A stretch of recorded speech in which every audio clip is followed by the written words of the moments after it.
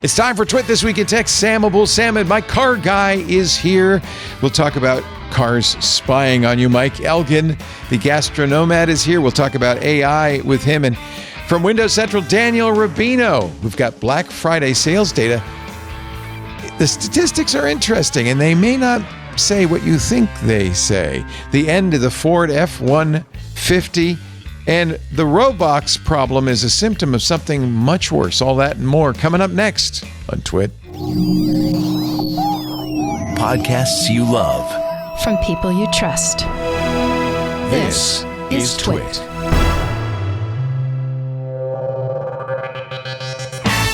This is Twit, This Week in Tech, episode 1060, recorded Sunday, November 30th, 2025. A shortage of shame. It's time for Twit This Week in Tech, the show where we cover the week's tech news. I have combined a lovely panel, as I do every week, and with the help of Benito Gonzalez, who is on vacation this week, and Anthony Nielsen. Hello, Anthony, filling in for Benito.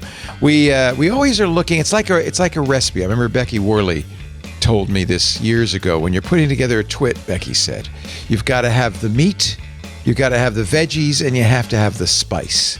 I don't know who's who on this show. Mike Elgin, you're pretty meaty. Mike Elgin is here from MachineSociety.ai and Gastronomen.net in the States for the holidays. That's right. I figured I'd try something different, and I'm here in California visiting with family. Lovely. And having a great time. Good. Well, it's great to have you. Well, welcome Good to be here. Back to our shores. Where are you going next? Well, we're going to Central America, and Nice. we're probably going to take a trip in December, but haven't quite decided where. So just for fun. You really itchy feet. I would be, if I were, you and Amira, your wife, I would just say, let's stay here for a month. Yeah, but see, nope, gotta move. The reason you say that is you have a house, you have a kitchen, you have all the things. Even when we're in California, we're still living out of suitcases. So you might as well. Why would we stay here? Why would we stay here? It's suitcases all the way down. That's Daniel Rubino. He's also here from Windows Central. Great to see you. I forget. Same. Where are you, Daniel? Worcester, Massachusetts. That's right, Worcester.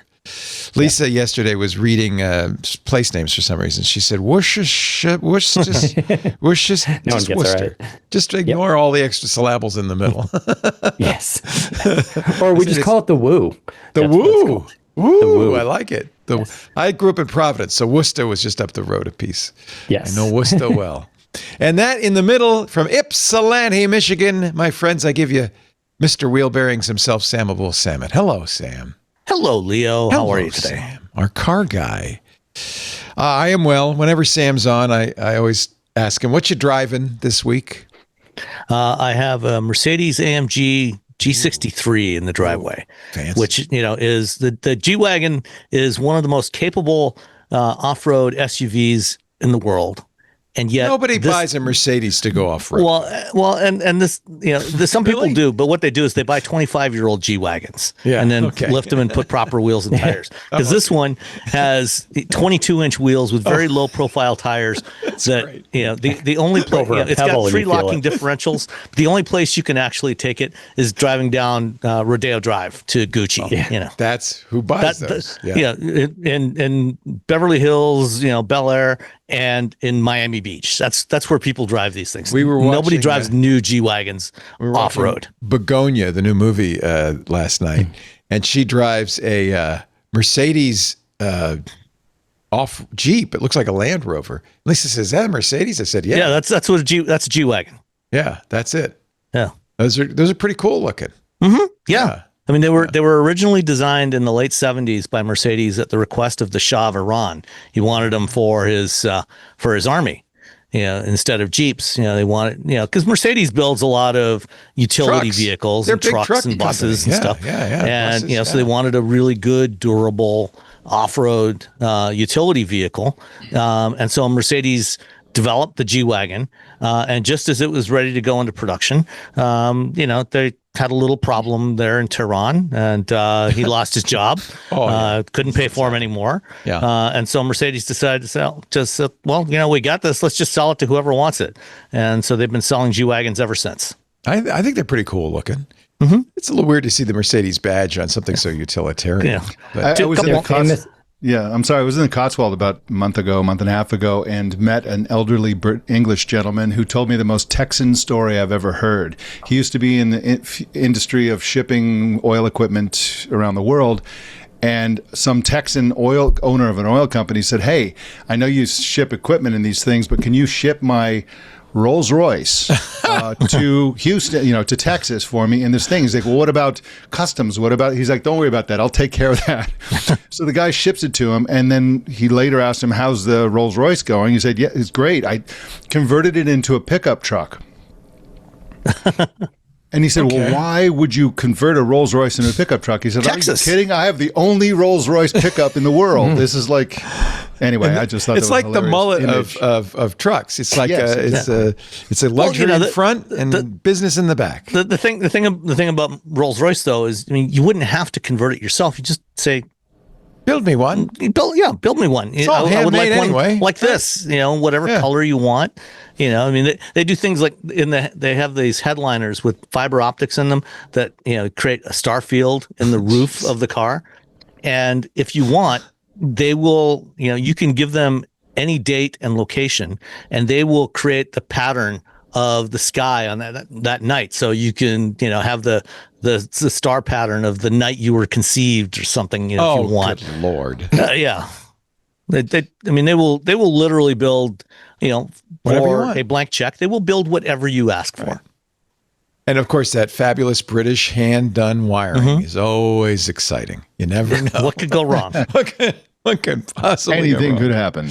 Did any of you buy a Rolls Royce on Black Friday? We are Thanksgiving, post-Thanksgiving coma. Friday, Black Friday. Monday is Cyber Monday, which I don't think is meaningful anymore because that was created in the day when you would wait to buy your stuff online you went to work for the fast internet on Monday. But now people have faster internet at home. The whole thing has been diluted. All I've been doing is working that this weekend on our site. So. Black Friday is all... It starts in August. Well, Amazon started. It's been going for months. Amazon called Black Friday last Friday. And it's like they just cheat now. They just call whatever they want. Is it cheating? Cyber Monday starts Saturday. It's all made up. It was all made It's up. all diluted. Anyway. Yeah. It used to be like, as corny as it was like a thing, right? Friday morning, people would go to the mall, line up, and all this, and it was like an event. Now it's not an event; it's just watered down. I remember sitting outside Best Buy at 4:00 in the morning, waiting for the store to open. Right. Yeah, and then getting a TV and a receiver or something. I can't remember what. Yeah. I remember reading about the stories of people getting trampled. Yeah, remember the crushed videos by of people big screen beating TVs. each other up and holy cow. Those are the days. Those were the days. Mike, Paul Thurrott always tells a story of when his son was little of waiting outside of Target, I guess, to get the latest game. Call of Duty, the latest Call of Duty. And it's like, that's ancient history already, right? Everything's digital delivery. Well, according to spending reports, I think, is it Adobe, whoever does these Adobe Analytics, U.S. shoppers spent $11.8 billion on Friday online. Weirdly, I mean, I don't know. I mean, I guess the economy's doing all right, up 9% from last year. This is still the biggest shopping day of the year. Yeah. AI-powered shopping tools, a big player in all of this, according to Adobe. And so this is the new thing. Let the AI do it. Except they buried the lead on this. The sale of actual items is down 1%. Right. And the sales are up mainly because of inflation and tariffs. Oh. And so this BS that sales are up and the BS that AI is involved, I've seen no evidence that AI had anything to do with this. Yeah. Interesting. The AI tools are not accurate right now. That's not to say they won't improve. People are using them, but what's the correlation between using AI and boosted sales? I mean, it's just everything's more expensive. So this data is from Salesforce, which said order volumes were down 1%, average selling prices up 7%. Consumers purchased fewer items at checkout, with units per transaction falling 2% on a year-over-year basis. So really, it's inflation. People right? are buying less, Tariffs. and everything costs more. That's the story. Yeah. Yeah. AI, though, increased 805%. AI-driven traffic to U.S. retail sites, 8 times higher than last year, according to Adobe. Yeah, but keep in mind that when you're talking about going up 800% from a very low number, it's still not necessarily a very large number. Well, also, when you're starting from zero, every percent has a huge impact. We didn't have Sparky and Rufus last year either. Sparky, for those of you who are not in the know, is Walmart's AI tool. Rufus is Amazon's AI tool. Have any of you ever clicked on Sparky or Rufus? No, I will say though, I mean, these companies have done like I like how Amazon has done some of this, right? So assuming you believe the customer reviews, which there are separate tools to even gauge the accuracy of those. Right. I do like the AI summarization use of that, where they will summarize what customers are saying, and then they'll pick out keywords about it and say, which you can then click as hyperlinks and then learn more about that specific thing. So say if you're looking at a laptop and it'll say battery life and you click that and it'll have a negative, you'll see what people just say about battery life. So I think these are smart uses of this. But fundamentally, all this is proportional to the cost of the item. So if something is like 10, 20 bucks, you may just use AI just to be like, here's the best thing. If you're going to spend $3,000 on something, you're going to ultimately want to see what a real human being is saying about it. And this is where I think the authenticity of this stuff kind of comes into effect, where you want to watch someone with real photos, real video, real life experience with the product to sort of understand it better and sort of answer your questions. And that's something AI I don't think will ever figure out and be able Amazon, it's interesting. Their current ad campaign doubles down on the reviews. Have you seen it? It's Benedict Cumberbatch, a real actor, reading real reviews. Do we really know it's really him? I didn't even think of that. Let me ask you. I mean, it could be a Sora cameo. It could be. Yeah. Here, I'm on Amazon. Happy holiday shopping. I'm Rufus, your shopping assistant. I can help you find gifts, compare products, check price history, and more. I like the price history. That's a cool idea. But my answers are powered by AI, so I may not always get things right. So in honor of you, I'm going to, Daniel, I'm going to ask, what's the best price on a Copilot Plus PC that I can get? Searching the web. It does have a button for price history of items in my cart. Gathering products. Great news. What are the chances this will be on an Amazon deal? Yeah, exactly. Yeah. It says it's searching the web, but why bother? We know you're going to push me to Amazon. $259 for an HP a sponsored Ultrabook. Amazon item. Yeah. That's a good price. Should I buy that, Daniel? A $259 HP Copilot Plus PC? I mean, we've been seeing a lot of big sales with the Qualcomm. This one's Intel, actually. But it's only got 8 gigs Intel. of RAM. I don't know how it could be a Copilot Plus PC. Don't they require more RAM than that? Not necessarily, but the NPU, if it does the 40 tops, it'll be okay. This is pathetic. There are two basic problems with Amazon's recommendation system. First of all, it has to be said that 25 years ago, Amazon was the king of product recommendations with books. Right. They were better than anyone. We'd never seen anything like it. They were able to tell you, based on what you bought before, what you would like to buy in the future, and that was based on what other people who bought those same books bought.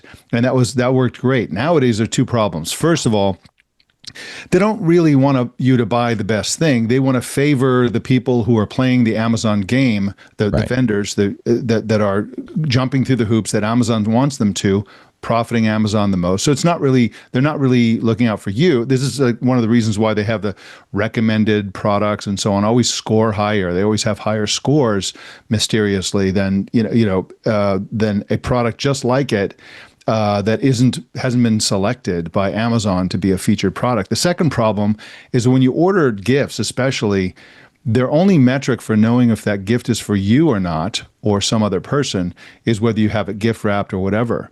But they would know a lot more about what I want to buy for myself if they knew which of the things are for my granddaughter, which of the things are for my wife, which of the things are for somebody else, my kids, whatever. I'm buying all this stuff. They couldn't possibly, based on what I buy on Amazon, profile me in terms of what I like to buy for myself. Is that why their recommendations are so universally awful? They often recommend buying something I just bought, which is kind of dopey. But look, I just clicked. They said, well, do you want to know which has the best battery life? And Daniel, it said the HP OmniBook 5 16-inch has up to 34 hours. That's a Snapdragon, $450. Is that good? Is that good advice? I mean, if you're looking for battery life, that saves me going to Windows Central.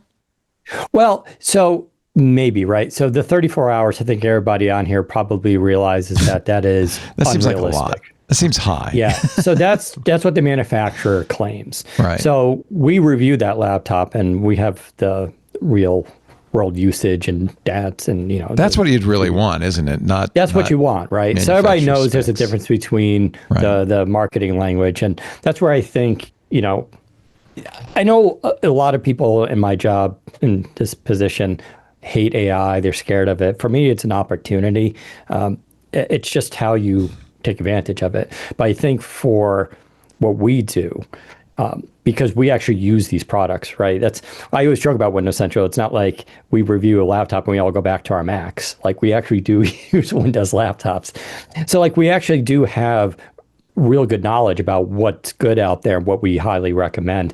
That's something that AI can't give you, something that customer reviews are good, but they have their own problems, obviously, since there's astroturfing there.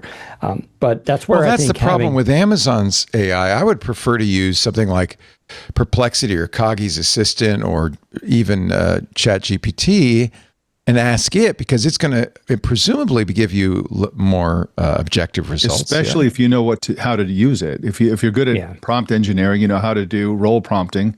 Right. You can get really good advice, especially go in and drill down. And I've used different tools, AI tools, to get product recommendations, and I like to go in and based on what it tells me, I'm like, no, you're not really quite getting it. I really need something that's really lighter. That's the main thing. And you just go back and forth a bit, and you could get really good advice. And once you have that advice, then you can go to the e-commerce sites and figure out where to buy it. I think so. For instance, Kagi told me it's important to remember real-world battery life is highly subjective, depends on specific tasks. It actually quotes reviews and then talks about benchmarks. There's Paul Thurrott's site coming up on top. Forbes, Reddit, Tom's Guide. I'm sure Windows Central will pop up here. Yep. I think that's more useful. Full disclosure, my son works at Kagi, but Kagi's great. I really love, I pay for a Kagi Pro subscription, and I've actually started using that instead of Perplexity. I do like the idea of the AI orchestrators, the tools like Kagi's Assistant or Perplexity that pull in from multiple AIs. Yes. And match search. Although now with ChatGPT 5, the search is built in. But the real difference with Kagi is that there's no ulterior motive. You pay for it. That's their business model. That you pay them, and then they're helping you. Right. It's the opposite of what I was saying about Amazon. Amazon's trying to help Amazon.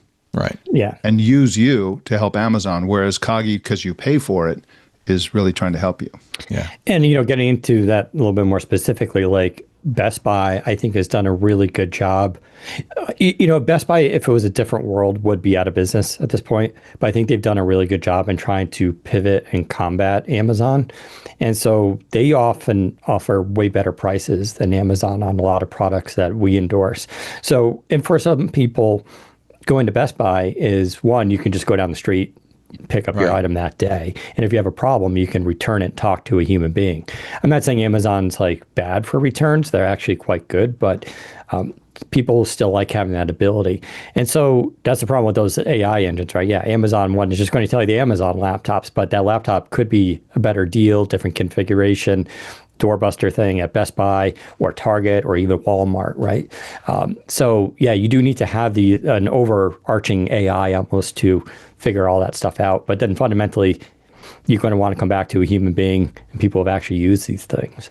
So we don't have the traditional brick and mortar store numbers yet. We have obviously because that's a little slower than online, but it does look like initial forecasts are people preferred online to shopping in brick and mortar. I guess that's not really surprising. Yeah, I mean, that's a trend that has been going on for a couple of decades now. That shift towards online shopping, especially Retail Next global especially for manager things like Black Friday. Right. Retail Next global manager of advanced analytics, according to this is a story from Forbes, said the story isn't just that shoppers stayed home, it's that they're changing how and when they shop. We're seeing a consumer who's still spending, but doing it with surgical precision. They're waiting for the right price, stretching purchases across a longer promo window, and walking into stores with far narrower mission than we've seen in past holiday seasons. That seems like that's internet-driven, search-driven, AI-driven. People are smart consumers. Even when I go to Best Buy, I do all the research online, and I figure out exactly what it is I want to buy, and I walk in the door. And actually, I mean, a lot of the times I'll just do the order online and just have it. Yeah, when it's ready, I go pick it up. But even if I don't do that, the only time I spend in the store is however long it takes me to actually find that item in that particular store, and then buy it and then get out. I don't browse in the store anymore. It's funny. It's funny because we bought some furniture lately for one of my sons, and we went up to customize, do all this kind of stuff. And the person in the store who was helping us was just using their website. I hate that. It's like going to a bookstore and they don't have a book. And they said, well, we can order that for you and have it in 5 days. I said, I can order it for me and have it tomorrow. Right. Yeah. This is what's killing brick and mortar, I guess. Even with Best Buy, I was just going to say, like with Best Buy, the stores are often pretty empty because just what we're talking about, right? A lot of people order online, then they go and pick it up, but you're only in there for a couple minutes. This is the advantage of stores that are all-purpose stores instead of just electronic stores. For example, my wife and I were going to buy AirPods Pro 3. We're going to buy it online. We hadn't gotten around to it, but we went to Costco for some other thing, and there they had the same price as online, plus they added AppleCare for free. So we're like, what the heck, throw it in the cart, right? So Walmart and Costco and these sort of general purpose stores are more likely to capture people who would otherwise buy online. Whereas with Best Buy, you're not going to go there unless you're intending to buy a specific, electronics product. Yeah. Costco also does exclusive configurations for a lot of laptops, which is pretty interesting. They're smart. People like Costco and the other big box stores because they have all kinds of things. Yeah, very generous. They use their buying power to get very generous return terms for consumers. So it's easy to return stuff, and they have a longer window than typical. It's more than that, actually. We actually bought this huge, heavy table with a full set of chairs that was delivered, and they put it together. There was a problem with one of the chairs, and they came to the house, disassembled it, and carried it away as the return at no charge. Wow. That's unbelievable. It really makes you want to buy stuff. They're smart. That gets people back in the stores. It says, apparently, according to Adobe Analytics, that Gen Z did, in fact, go into the stores. For some reason, they like the mall. But maybe it's what you were saying. It's one-stop shopping, right? That they can go to one area, get their shopping done. It's a novelty to them. Look, they have many stores in one place. That's a miracle. If you can actually find a mall that has many stores. That's right. Boy, most of the malls I know of have lost their anchor tenants. Sears and Macy's and so forth are gone, and they're like here in Marlboro. It was just announced that the Apple store is pulling out of Marlboro Mall at the Solomon Pond. That's bad. And they're going to move to a different mall. Yeah. That's devastating to the mall because Apple is unique in mall retail. Basically, they gauge the quality of a store, and which is an anchor, which isn't an anchor, other metrics, based on the daily sales per square foot. And you could take the second highest sales per square foot, and Apple is 20 times higher. Yeah. Better than a Tiffany. Far more. Yeah. It's very I expect this mall the Solomon Pond Mall to shut down, unfortunately. Yeah. That's a big deal. Yeah. Fewer super big discounts this year. Absent from this year's promotions were last year's pervasive 60% off signs as retailers try to save price and mitigate the impact of tariffs on their margins.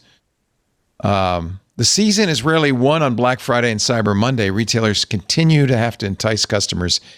Yeah, I haven't done my Christmas shopping yet. I don't know. I think people are smarter also about Black Friday. They understand that that's just, and this is what one of the analysts said, just a data point. It's not the story. It's just one thing to consider. A very late swing with Black Friday, meaning that Thursday and Friday were really soft and we didn't see a lot of traffic. Interesting. It wasn't until Saturday afternoon we started to see traffic really pick up. And it's pretty high right now going into Monday. But it was a very different experience where most shopping wasn't happening on Friday. And we saw that across the company. Are you just covering PC sales, or do you what? Well, this is across our company in tech. So this is Tom's Hardware, Tom's Guide, Tech Radar, all those. But it's tech tends to be tech. Yeah. Well, I think 70% of our revenue and future is tech. Tech. Yeah. Well, it's not a bad place to be right now. No. I mean, a lot of it's going around, right? So. Yeah, it's doing quite well. Yeah. All right, let's take a break. We will talk about how well AI is doing, especially for the guy, one of the hosts of the All In podcast, New York Times little name drop for All In, the show run by our friend Jason Calacanis. In just a moment, you're watching This Week in Tech with Windows Central Editor-in-Chief Daniel Rubino. I didn't mention that at the beginning of the show. I'll mention it now. It's nice to have you. From Worcester, from Ypsilanti, it's the host of the Wheel Bearings podcast and automotive analyst at Telemetry, Samable Samad, and Mike Elgin, our gastronomic nomad, our gastronomad.net. His AI blog is machinesociety.ai. We'll talk about AI. There's a lot of AI news in that, just a little bit. I was actually bemoaning this to Lisa when I was going through stories this week, because we have a show that's dedicated to AI, Intelligent Machines, with Jeff Jarvis and Paris Martineau on Wednesdays. And as I go through stories, I'm saying this one, I'm allocating them to Twitter. And it was all AI stories. It's like, I don't have a long enough show on Wednesday to cover all these stories. So I'm going to move some AI into this show. I hope you don't mind. This is one of those areas in tech, and I can't think of another time that it's been like this. Maybe you guys, maybe the internet was like this, where it just dominates, not just tech media, but it dominates the market, dominates everything right now. It's the big story of the year, probably the decade. Who knows? Maybe even of the century. We'll get to that in just a little bit. But first, a word from our sponsor, and we're talking about AI. Vention. AI is supposed to make things easier for you and your teams, but for a lot of teams, it's made the job worse. It's made the job harder. But that's where Vention comes in. Their 20 plus years of global engineering expertise can make the difference between an AI bust and an AI boom. They build AI-enabled engineering teams, but not just, let's put together a team. They want to make software development better, faster, cleaner, and even calmer. And they can do it. Clients typically see at least a 15% boost in efficiency, not through hype, but through real engineering discipline. Vention's been doing this for a long time. They know how to do it right. The other thing you might want to look at Vention for is their incredible AI workshops. These are really fun, interactive workshops for you and your team, designed to help you focus, to take the team, take those ideas, and come up with a plan. They help your team find practical and safe ways to use AI across delivery and QA. It's a great way to start with Vention and test their expertise. See if these guys are right for you. Whether you're a CTO, a tech lead, or a product owner, these workshops help you so much. You don't have to spend weeks figuring out tools and architectures. What model do you use? I mean, that's the perennial question. But Vention can help you steer your way in an interactive process to assess your AI readiness, to clarify your goals, and then to outline the steps to get you there without the headaches. And then, if you need help on the engineering front, they're there too. Their teams are ready to jump in. Whether it's as a development partner or a consulting partner, whatever role you need, they're there for you. This is the most reliable step to take after your POC. Let's say you've built a promising prototype in Lovable, and it's running. It does well in tests. But now, this is when the challenge happens. What's next? Do you open a dozen AI-specific roles just to keep moving? Do you bring in a partner who's done this across industries, someone with the expertise, the experience, someone who can expand your idea into a full-scale product without disrupting your existing systems or getting in the way of your team. Hey, that sounds pretty good, doesn't it? That's Vention. Vention is real people with real expertise and real results. Learn more at ventionteams.com and see how your team can build smarter, faster, and with a lot more peace of mind. Or, as I said, get started with your AI workshop today. ventionteams.com/twit. That's VENTION, like invention without the in. Vention, VENTION, teams.com/twit. Thank you, Vention, for your support of This Week in Tech. We appreciate it. You support us when you go to that website, ventionteams.com/twit. I woke up this morning, New York Times, big story about David Sachs, who is, of course, the AI and crypto czar in the Trump White House. We were talking before the show about it's kind of hard to know what axe the Times is grinding at any particular time. But Sachs has definitely been very instrumental in the White House's AI action plan. Apparently, he was the guy who said no state regulation of AI. We've got to find a way to stop that. Trump was considering an executive order. The last we heard is they're going to put it in the National Defense Authorization Act, which is a great way to, put little earmark pieces of legislation in because it's always passed, right? And very seldom is it edited. So it may well be that when the NDAA is passed that we suddenly have a federal law banning state laws against AI. That includes California, Illinois, a lot of states trying to regulate AI. But Sachs represents the industry. He has, this kind of stunned me. 708 tech investments, including 449 stakes in companies with ties to AI that could be aided directly or indirectly by its policies, according to the New York Times. Nearly, no conflict of interest there. 450 investments. His public filings designate 438 of his tech investments as software or hardware companies, even though the firms promote themselves as AI enterprises, offer AI services, or have AI in the names. And then, nice little plug for the podcast, AI podcast, All In Podcast, which I don't think was intentionally AI, but I think it's become AI. He's certainly helped the All In Podcast become number one. I guess there's nothing really to say about it. I'm just jealous. I wish I had a position in the White House that I could promote our podcast with. Yeah, maybe not. I think in general, it's theoretically a good idea to have national policy on something like this rather than state policy. And let's be honest, when we're talking about state policy, we're talking about California.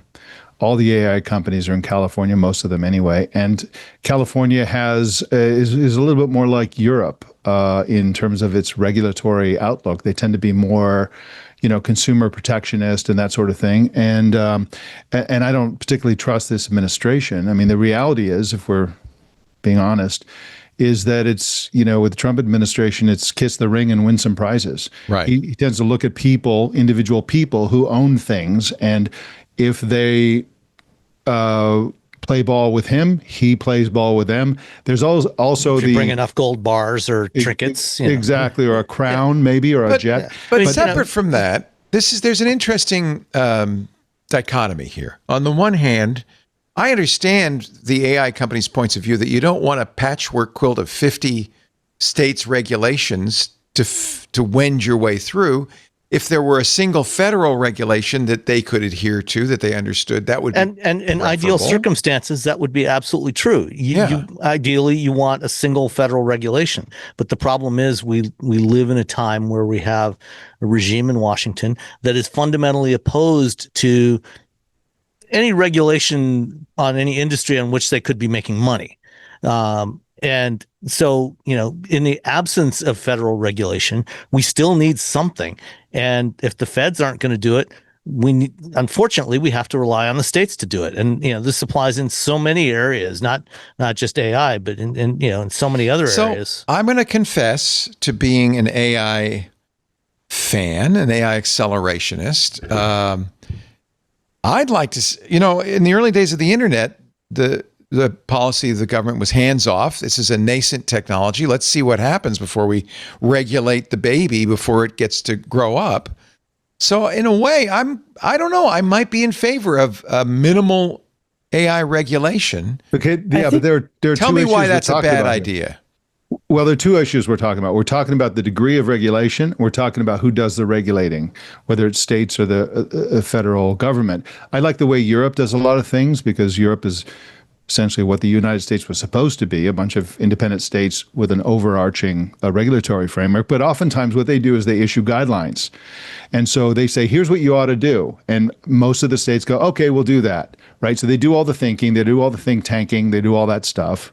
They issue guidelines, and then there can be tweaks. I mean, we're talking about companies who are offering a product that can individually tailor for every single person on Earth an entire agent, assistant or whatever, and they can't deal with 50 states. I mean, they can handle the different regulations based on states.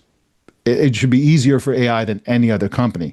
Regarding whether we start, this is the old thing from the social network in terms of how much you regulate. We don't even know what it is yet. Why would we start, messing with it, all that kind of stuff? I agree with you. I think we need to find out what happens while mitigating the harms to children. There's some clear harms that have emerged. We need to protect the public from those harms. But other than that, I think we really should find out where it goes before we start suppressing it. So David Sachs' response to the New York Times is, I'm suing your asses. He says it was a nothing burger story that they've been working on for 5 months and didn't find any smoking gun, but he says, as it became clear, this is his tweet, as it became clear the New York Times wasn't interested in writing a fair story, I hired the law firm Claire Locke, which specializes in defamation law. And he publishes the fragile egos. No kidding. No kidding. They're just like the most sensitive snowflakes. He calls it the New York Times hoax factory. Now maybe he'll sue Stephen Bannon, who has been, of course, a White House friend and foe. Bannon, in the New York Times article, is quoted as saying that Sachs is a quintessential example of ethical conflicts in an administration where, quote, the tech bros are out of control. They're leading the White House down the road to perdition with this ascendant technocratic oligarchy. That's Steve Bannon. I know. It's weird when you're like, I don't understand it. Yeah, I don't understand. And then this is the week the White House announced the ominously named Genesis mission.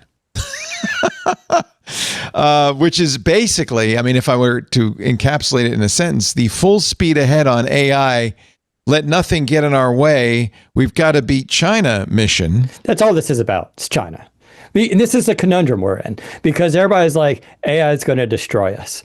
And then everybody's like, well, maybe we should regulate it. And then all the states' rights people all of a sudden, no, you can't. No, states' rights don't apply here. It only applies to things that like we don't like. And then it's like, well, we can't regulate because China won't regulate. And since they're not going to, if they get ahead, they're going to own this market. We don't want China's AI to destroy us. We want our AI to destroy us. Yeah. Red, white, blue AI to destroy us. So we just let it fly. And this is like why I'm, it's like, it's hard to find moral clarity here. For instance, the Genesis mission, which really sounds like the blueprint for Skynet, is in fact doing something I think very good, which is releasing the Department of the Department of Energy has all of these great labs like the Lawrence Livermore labs all over the place. And these labs have a lot of research, a lot of work, not just on weapons, on everything, on materials science, on all sorts of stuff that we paid for, but that have been kept private because I guess presuming that enemy countries will use it against us or something. This releases that information to AI companies for training. That's alien technology. It's from all UFOs.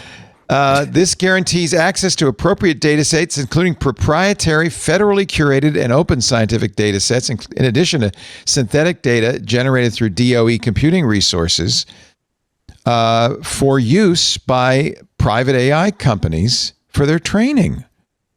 I think that's a good thing. This is why it's so hard to say. I'm not sure. I guess it comes down to what your attitude towards AI is. If you think it's threatening to humanity, then of course you wouldn't want this. If you think it could be the most important invention humanity has ever come up with and could be transformational, then maybe you do want. I don't think AI in and of itself is necessarily threatening to humanity. I don't think AI is suddenly going to become sentient anytime in the foreseeable future and take over, like a Skynet type of thing. The problem is, as AI becomes more sophisticated, it's going to be abused by people. It's humans that are the threat to humanity. That's always been the case, hasn't it? Just as with any other technology. Yeah. And the more powerful, the more capable AI becomes, the more ways there are for humans to abuse it and do things to society and to civilization and to the planet. Not the least of which is the amount of energy and water that is used for all these data centers. Palantir and law enforcement agencies with AI is just a recipe for the surveillance state that we were told. I don't want Alex Karp, sticking his fingers into all of our information. Ironically, it's about money. Ironically, though, remember Anduril, which is Palmer Luckey's company. Apparently, Wall Street Journal is saying Anduril is stumbling in its tests with the military in combat. We do fail a lot, says Palmer Luckey. Defense startup Anduril hits setbacks with weapons tech. So, and this is part of the problem, too, is you invest in all of this snake oil in many cases, and it ends up being not so hot. There's Palmer Luckey in his Hawaiian shirt. He, of course, you may remember the name, was the creator of Oculus and the Oculus Rift, which he sold to Meta, and then left Meta under a kind of a cloud. I will say he was smart for pivoting towards defense because you get those contracts and you end up making, again, Palantir, you make a lot of money and those contracts stay locked in for a very long time. And there's not a lot of competition. In the defense industry, there are some really big players, obviously, but because his company is so much smaller that they can just innovate and fail faster than the big ones can. So he gets stuff done, I think, a lot quicker. Now, whether or not it'll be successful long term. Says Anduril's only real battlefield experience in Ukraine has been marred by problems. In fact, the drones they made for Ukraine were so problematic, the Ukraine military stopped using them last year and haven't fielded them since. So anyway, but that's it's a new tech. This is AI. It's a new technology. Yeah, supporting your point, Leo. We are hyper focused on the chatbot dimension, which is not AI. The most interesting part. And secondarily on the military. But actually, if you list the things AI is being used for, those are tiny parts of that list. It's being used for medical diagnostics, for emergency response. It's being used to power prosthetics for disabled people. It goes on and it's on. It's remarkable. I think the promise is incredible. Yes, and climate dealing with climate crisis. So so many things. Materials. When can AI predict when it's going to take over and destroy us? Yeah, that'd be great. Or can AI predict when it's going to destroy our climate? Right. Well, okay. And then fix it because it's smart enough to be able to fix it. Well, yeah. And I also have to point out that, yes, AI certainly is using a lot of energy, but so is a lot of other things. So are many of the other things that we are doing in our lives. And in fact, in some ways, I think AI is driving, because it needs so much energy, it's driving a move towards a better renewable energy. In fact, no. Well, they're just burning more natural.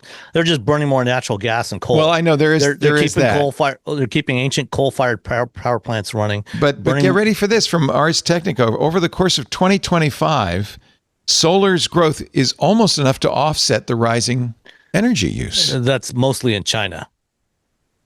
No, it's in the U.S. according to. Yeah. Well, that I think that's partly because that's a temporary glitch, because I think everybody was scrambling this year to get stuff implemented, get stuff deployed before all of the tax breaks go away.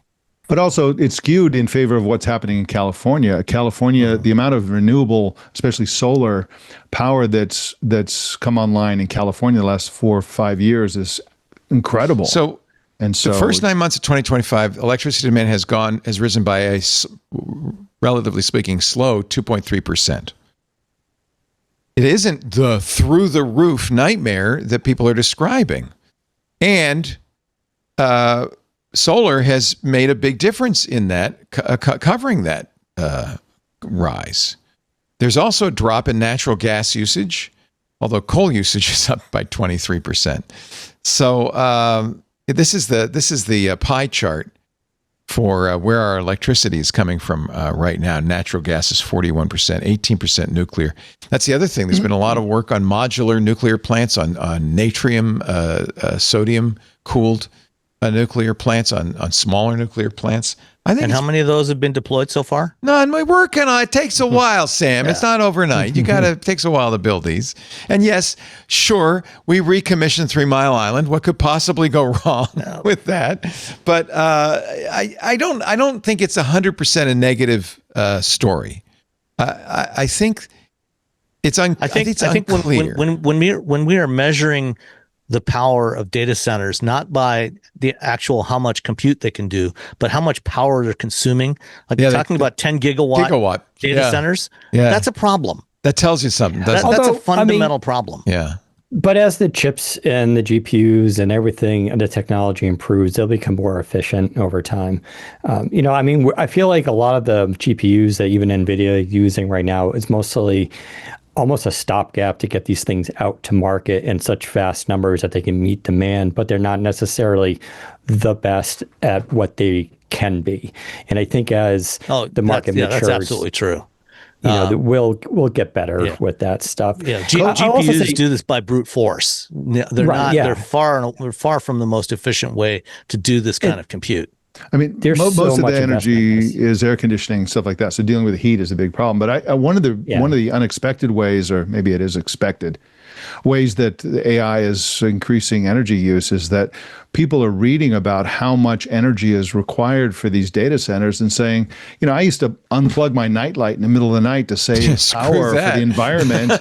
And these guys are, so what the hell? I'm just going to, just leave everything on all the time. Well, it was an OpenAI had a blog post talking about how every time someone would say thank you in a chat, it would use 10,000 gallons of water.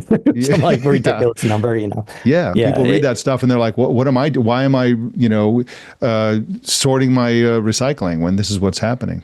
One of the plans is to put these data centers, these AI data centers, in space. This is a guy who has actually worked on this kind of thing. An article from Taranis, Taranis. I'm not familiar with the publication, but I found this. It says, data centers in space are a terrible, horrible, no good idea. There's a rush for AI companies to team up with space launch satellite companies to build data centers in space. TLDR, it's not going to work. He says he's a former NASA engineer and scientist with a PhD in space electronics, worked for Google for a decade. What does he know? What does he know? He's worked on the bit of the cloud at Google responsible for deploying AI capacity. So he says, I'm quite well placed to have an opinion here. There are a lot of reasons why it's a bad idea. One of the things people think is, it's really cold out there, right? Yeah, but without an atmosphere to conduct the heat away, it's actually harder to cool stuff in space. Yeah. Yeah, you don't instantly freeze in space. That is one of those movie tropes. Yeah. He's designed hardware to fly in space, so I think the guy knows a little bit. He says, we designed a camera system for space. Thermal management was front and center in the design process. It had to be because power is scarce in small spacecraft, and thermal management has to be achieved. So he couldn't use heat pumps. So basically, it turned down the power use because the cooling was so difficult. There's also radiation. You gotta, the chips that are sent out into space are often much less sophisticated than the chips we use at home because of the cosmic rays and particles. Yeah, a great example of that is what's going on right now with Airbus. A couple of days ago, they had to issue a recall for 6,000 Airbus A320s, which are the most common airliner in the world now, because their electronic systems on many of them had gotten corrupted by recent solar storms. Right. The software in there, and they had to downgrade the software. They have to reflash these things because and this is inside of our atmosphere where a lot of that stuff gets filtered out. Not out in space where there's nothing to filter it. So, if we can't even protect our aircraft that are flying within our atmosphere, the idea of having data centers in space, definitely seems like a bad idea. Pigs in space. All right, I want to take a little break. When we come back, I will talk about China and its AI efforts, which, I don't know if you noticed this when I used Kagi. I used a Chinese model. With Kagi's assistant, you get to choose from a huge number. That's one of the reasons I like Kagi. I'm sorry, I keep giving Kagi a plug. It's not because you're here, Mike. I'm just a fan. But I have been using GLM, which is a new model from a Chinese company that is Z.AI, which is quite good. But notice of the Kagi recommended models, 3 out of the 4 are Chinese. The Chinese models are really good. We'll talk about that in just a little bit. They're also, by the way, one of the reasons Kagi likes them, they're among the least expensive models available out there. So that's good too. When you go to Claude, it gets a little pricey, a little more expensive. You're watching This Week in Tech. Mike Elgin, Sam Abul-Samad, and of course from Windows Central, great Daniel Rubino. We are thrilled to have you here as well. Thank you for watching today. Our show brought to you by Deel, D-E-E-L. If this has happened to us, it's hard to do HR with people out of state or out of country. It makes it hard to hire. How many times has this happened to you? You find the perfect engineer, but they're overseas, and then you realize that hiring them, it's going to be harder than getting your VPN to connect on the hotel Wi-Fi. Harder than building a data center in space. There's entities set up, there's local payroll laws, there's compliance hoops. It really can be a total nightmare. Deel fixes that. One global AI-powered platform that helps you hire, onboard, and pay anyone, anywhere, fast and compliantly. No third-party vendors, no duct-taped integrations, just one clean system for HR and for IT and for payroll that scales with your team.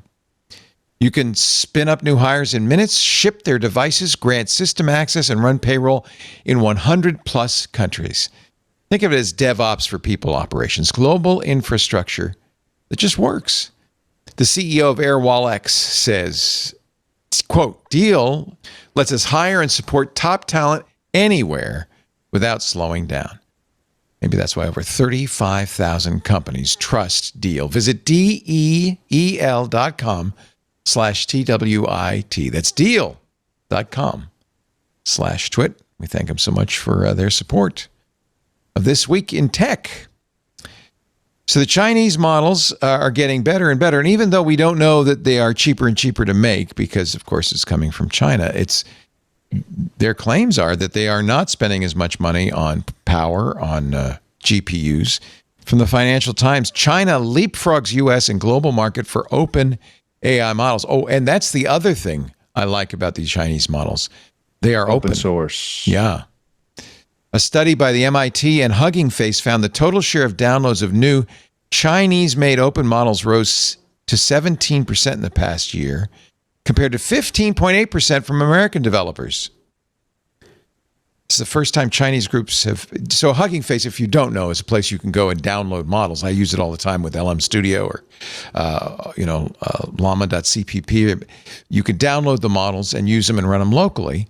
And I have to say, for the most part, I am downloading these open Chinese models. Some of the ones I just showed you in Kagi. Also, the one OpenAI model that is open is very good, GPT-OSS. But the Chinese models are free to download. They're free to modify. You can integrate them into your own stuff. And this is the risk, because obviously the Chinese government is interested in having control over information globally. And by open sourcing these models, making them very inexpensive, and by the way, some reports say that they can produce these models at around 30% of the price as American models. We don't know if that's true or not, but they want to have information, and they're already using this information. So, for example, there's a report that came out recently that found that the DeepSeek R1 LLM generates up to 50% more insecure code when prompted with politically sensitive inputs like Falun Gong, Uyghurs, and Tibet. In fact, it looked like it was intentionally producing insecure code for those things that were the enemy of the PRC, of the Chinese government. Well. You get what you pay for, Leo. Well. But of course, you can download these models and get them uncensored, and so forth. And I presume that's post-training that they're doing this kind of thing. But it's a larger play, right? So it's a long-term, the way the government thinks in China is it's a long-term, big picture play where they get everybody using these things. They have the power to update them. The state has major input into what happens at these companies. In fact, it's Chinese law that every Chinese company has to cooperate with Chinese intelligence. Right. And for the leaders of those companies that don't comply, off to jail with, join the Uyghurs in the labor camps. But so this is a long-term play, and it's a real problem for the United States because in the United States we like big money, massive investment, expensive development of technologies, and we're at a bit of a disadvantage for the models that the world uses. Yeah, in fact, the Commerce Department has expanded its list of Chinese companies on the entity list. Some companies that we know well that are being widely used. In fact, we're watching with interest to see what happens to DJI, the makers of those incredible drones. I love those drones so much. I hope they don't get banned. I just need them. But the problem is that you just stated the problem that every Chinese company, by law, is kind of beholden to the Chinese government. So you could really say that every single product produced in China has that risk, right? Yeah, I mean, it varies according to the type of product. So, for example, routers and networking equipment, these are highly risky for, and things but is like a drone, right? Yeah, kind of. I mean, could you imagine if they could anything throw a that's switch? got connectivity, cameras, risk. location capabilities, like there are connections to phones. There's all kinds of problems with drones. Unfortunately, toys and things like that. Who cares? But these are potentially usable. I mean, there's robot dogs, right? They found backdoors in Chinese robot dogs, that they could just activate them remotely, theoretically, and create a robot dog army in other countries controlled by Beijing. I mean, this is why they don't sell a lot of the Chinese EVs too in the United States. There's a scandal. Okay. Yeah. So BYD, which is the biggest seller of EVs in China, is on this recently released from the Defense Department list of Chinese companies that are cooperating with or supporting the Chinese military: Alibaba, Baidu, and BYD. But Sam, everybody seems to agree that Chinese EVs are light years ahead of every other company outside of China. Is that right? Pretty much, yeah. I mean, they have moved so far in the last 5 years in terms of their software capabilities, their overall cost and efficiency. They are as much good less as anything expensive. Built anywhere. Yeah. Alibaba is the largest e-commerce company in China. Baidu specializes in AI and autonomous driving technology, and BYD, am I right? They're the number one EV manufacturer in China. I think they are. Yeah. I think it was wasn't it 6 months ago they showed their car has AI that automatically adjusts the suspension in real time. Yeah. And they showed it going up a thing of stairs, and the tires were adjusting in real time through AI. And so the people inside, it was a smooth ride for them, but the car was going upstairs. I mean, that was 6 months ago they were showing that off. Very cool stuff. But there was a scandal that started in Norway where they did tests underground where they could block all the signals and found that they were remote control capabilities in their Chinese buses that were used for public transportation, the ability to shut down the buses remotely. And so other countries like the UK started worrying about theirs. Israel has canceled all the Chinese bus contracts they had with the military, and they're looking at for domestic use, and which triggered this whole bigger thing. We're like, what else? Where else do they have backdoors and kill switches and all this kind of stuff? And you sound like a lunatic conspiracy theorist to suggest that the Chinese government is orchestrating this global distribution of electronic products that can be controlled remotely. But on the other hand, you're like, why is this stuff in there? To be fair, though, every company has those kinds of capabilities. GM in OnStar in 2008 launched remote shutdown capabilities in OnStar for stolen vehicles. So if you reported your car stolen, they could reach out and make the car slow down and give the location to police. If you didn't slow it pay down, your bring it to a monthly loan fee, yeah, right? well, and that's not even from a manufacturer. That's used car dealers putting that disable systems, immobilizers in their vehicles. If you didn't make your loan payments. But the difference is that GM is not planning to invade Taiwan, and then it's not controlled by. Thank God. Yeah. It's going to be so bad. Well, we talked about this a few weeks ago. We had Alex Stamos, brilliant security researcher on Twit, and he said, Chinese are in our grid inextricably. We know they're in our telecommunications system inextricably. They're just sitting there. Why are they there? What are they up to? They're just waiting. Cloud invasion. Yeah. Why are they harvesting the harvesting the databases of government employees that have security clearances and building these, just getting all this stuff for, obviously they think big picture. They love tons and tons of data. They want to be prepared for future conflicts. They kind of learned from the U.S. in the Iraq invasion. Here's my argument. I think this is defensive, not offensive. Yeah. And I think the best way to handle this is to make China already is huge financial ties to the United States just through loans. They own half of New York City. Well, so that's the argument, right? That the closer our economies are, the best way forward to peace is to work with them, is to cooperate with them, is to trade with them, so that it's economically dependent on us, not to shut down and increase the paranoia around them. It's an economic MAD. Exactly, mutually assured destruction. That's right. The problem, though, is that under President Xi, over the last decade, I think it started in 2015, they started a policy of not so much decoupling from the West, but making the local Chinese economy less dependent on the West. Again, defensively. I would do that if I were them too. Yeah.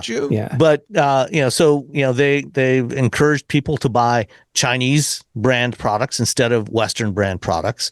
This is part of the reason why, for example, you've seen this shift in the Chinese auto industry where it's gone from 2/3 of all vehicles sold in China were Western brands. Even if they were built in China, they were brands like Volkswagen and General Motors and BMW.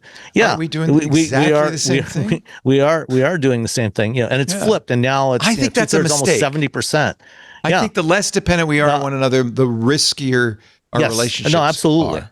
Yeah, but that's a different question. China, by the way, we opened up Trump because Jensen Huang probably gave him $1 million or whatever. Said, okay, you go ahead, sell those NVIDIA chips. Yeah, but now China. they don't want them. But China's saying because the Chinese government is telling Chinese AI companies, you keep your stupid chips. Yeah, don't use the NVIDIA chips. Use other alternatives. Huawei is developing very, very good chips that they hope will compete. That's, to me, smart policy. I mean, look, there's a lot of things wrong about the PRC, a lot of things wrong with the Chinese government. I'm just mostly interested in preserving relations with them as opposed to going to war with them. I agree with your the idea that they're defensive too. China doesn't have a history of aggression like, say, Russia and the Soviet Union does. They're definitely interested in protecting their borders. They're definitely interested in Taiwan. Well, to be fair, they have a history of aggression in World War II era. Where they pretty much conquered Southeast Asia and Japan. But now they see themselves more as China economic. at that point in World War II, prior to the war, had been occupied by the Japanese. It was vice versa, yeah. So the history of China has not always been isolationist. No, a long time ago. But now they see themselves more as economic power as a way to with the Belt and Road initiatives. So I don't really fear this idea of China wanting to invade and expand their empire kind of thing. They see it more as an economic. I just want to buy a BYD EV. I know, I do too. You think that's silly, Sam? You think no, it's not at all. I mean, they make very good cars. Yeah. And Isn't if you the go to Ford Mexico, Lightning, you can buy one. Aren't they about to cancel the Ford Lightning? Probably, yes. What? Yeah. I know they suspended production. Yeah, they're probably going to discontinue it because it has not met up to the overly inflated sales expectations that they had a few years ago. Well, they had the F-150, the best-selling vehicle in America, right? Well, no, actually, best-selling truck. The F Series as a whole, including the heavy-duty models, is the best-selling overall. But the individual best-selling nameplate is actually the Toyota RAV4. Oh, it interesting. outsells the F-150. Huh. So, but the F-Series trucks are very successful, and so Ford probably thought, maybe if we make an electric version of this, especially one that you could power your home with in a blackout. Yeah. Well, and they did. But it was very expensive. I think it was price, right? Yeah. Well, there was a bunch of factors. And when they initially launched it, they had it priced at a base price of $40,000. The problem is when they launched it in early 2022, that was followed within a few months by the invasion of Ukraine, which then sent certain commodity prices like nickel and a few other metals skyrocketing, which caused battery prices to skyrocket as a result. And so they had to raise the prices on that vehicle. And at the same time, Ford had made some planning mistakes. They put in way too much. They grew the capacity way too much, because when they originally were developing the Lightning, they were planning on selling about 25,000 a year. By the time it started production, they had increased that to 50,000 a year. And then a couple of months later, they raised that to 80. And then they doubled the size of the factory and raised it to 150. The problem is last year was their best sales year for the Lightning. And they sold about 33,000 units. Yeah. And so when you're running at about 20% of your capacity, of your production capacity, you lose a lot of money. Is that why really we're blocking Chinese car sales in the U.S.? It's protectionism. That is a big part of it is protectionism because they crush us. Yeah. Yeah. Well, the problem is, the Chinese, by taking control of a lot of the supply chain for key materials, like lithium processing, graphite processing, a lot of the rare earth metal processing, they've cornered a lot of that market. And so, they control to a large degree the pricing on those materials. And so that gives them an advantage that we cannot compete with until we build up our own independent supply chain of those materials. But here's a question for you. So it seems to me that if you balance different interests, you might consider the idea of just opening the gates to Chinese electric vehicles, letting them flood the U.S. market. If they're half the price for consumers, everybody's going to buy them. And what would that do to the quality of our air and the number of the longevity of but what would it do to auto workers in Detroit? It would absolutely have environmental benefits for the United States. The problem is that we also have an administration that doesn't care. They don't care. In fact, they are openly antagonistic to the any idea of improving at the COP at the COP meetings. They didn't say anything about fossil fuel reduction. But I'm not talking about what I'm saying. What's the right thing to do? Is it to protect the industry, or is it to protect? Well, yeah. Does the American auto industry deserve to be protected? I guess is the question. Is it more important than health?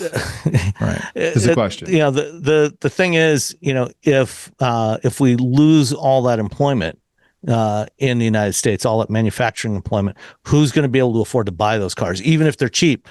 Who's gonna have the income to buy those vehicles even at half the price of the U.S. built models? Which is why none of these car companies are looking at robotic production or reducing the number of workers on the line, because they know that that's not true. I just wonder, like, what percentage of a car? What percentage of a car comes from China anyway? Some. For the most part, it's actually not that big. It's probably less than about 10 or 15% in most cases.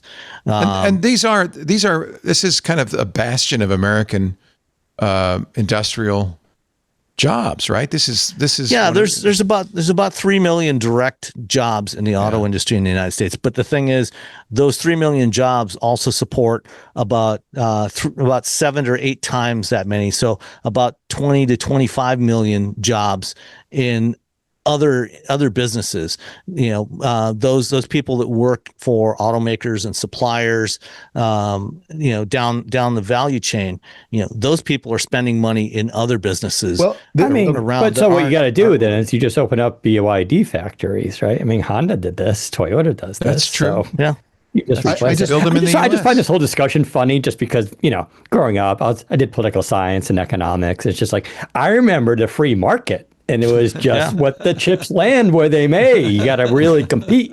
And then in the real world, apparently when things get tough. Or a Keynesian guy? Yeah. Well, I try to be a consistent person. So if I'm going to articulate market principles. I think this is the single biggest problem we have in the United States is it's not consistent. Every 4 to 8 years, we completely flip. Yeah. And do something different, so no one knows what we're going to do. This is uncomfortable. It's politically unpopular, and it's just like what happened to free market, man. Like I thought that's what all that matters. Trust No End in our Discord says we've been trying to build a relationship with China since Nixon. They've taken the opportunity to pillage everything they can get their hands on. It's like trying to build a relationship with a crackhead who keeps robbing your house. They figured it out because there's the other thing too. It's also economics. You open up the markets and then they'll magically convert to democracy. Although this policy apparently could never apply to Cuba. Cuba was too radical and too big. Yeah. Too close. And what China instead was just like, we'll keep the authoritarianism and have the capitalism. Yeah, they they cherry picked the pieces that they wanted, and they're making it work. And the thing is, there are problems with every single form of government.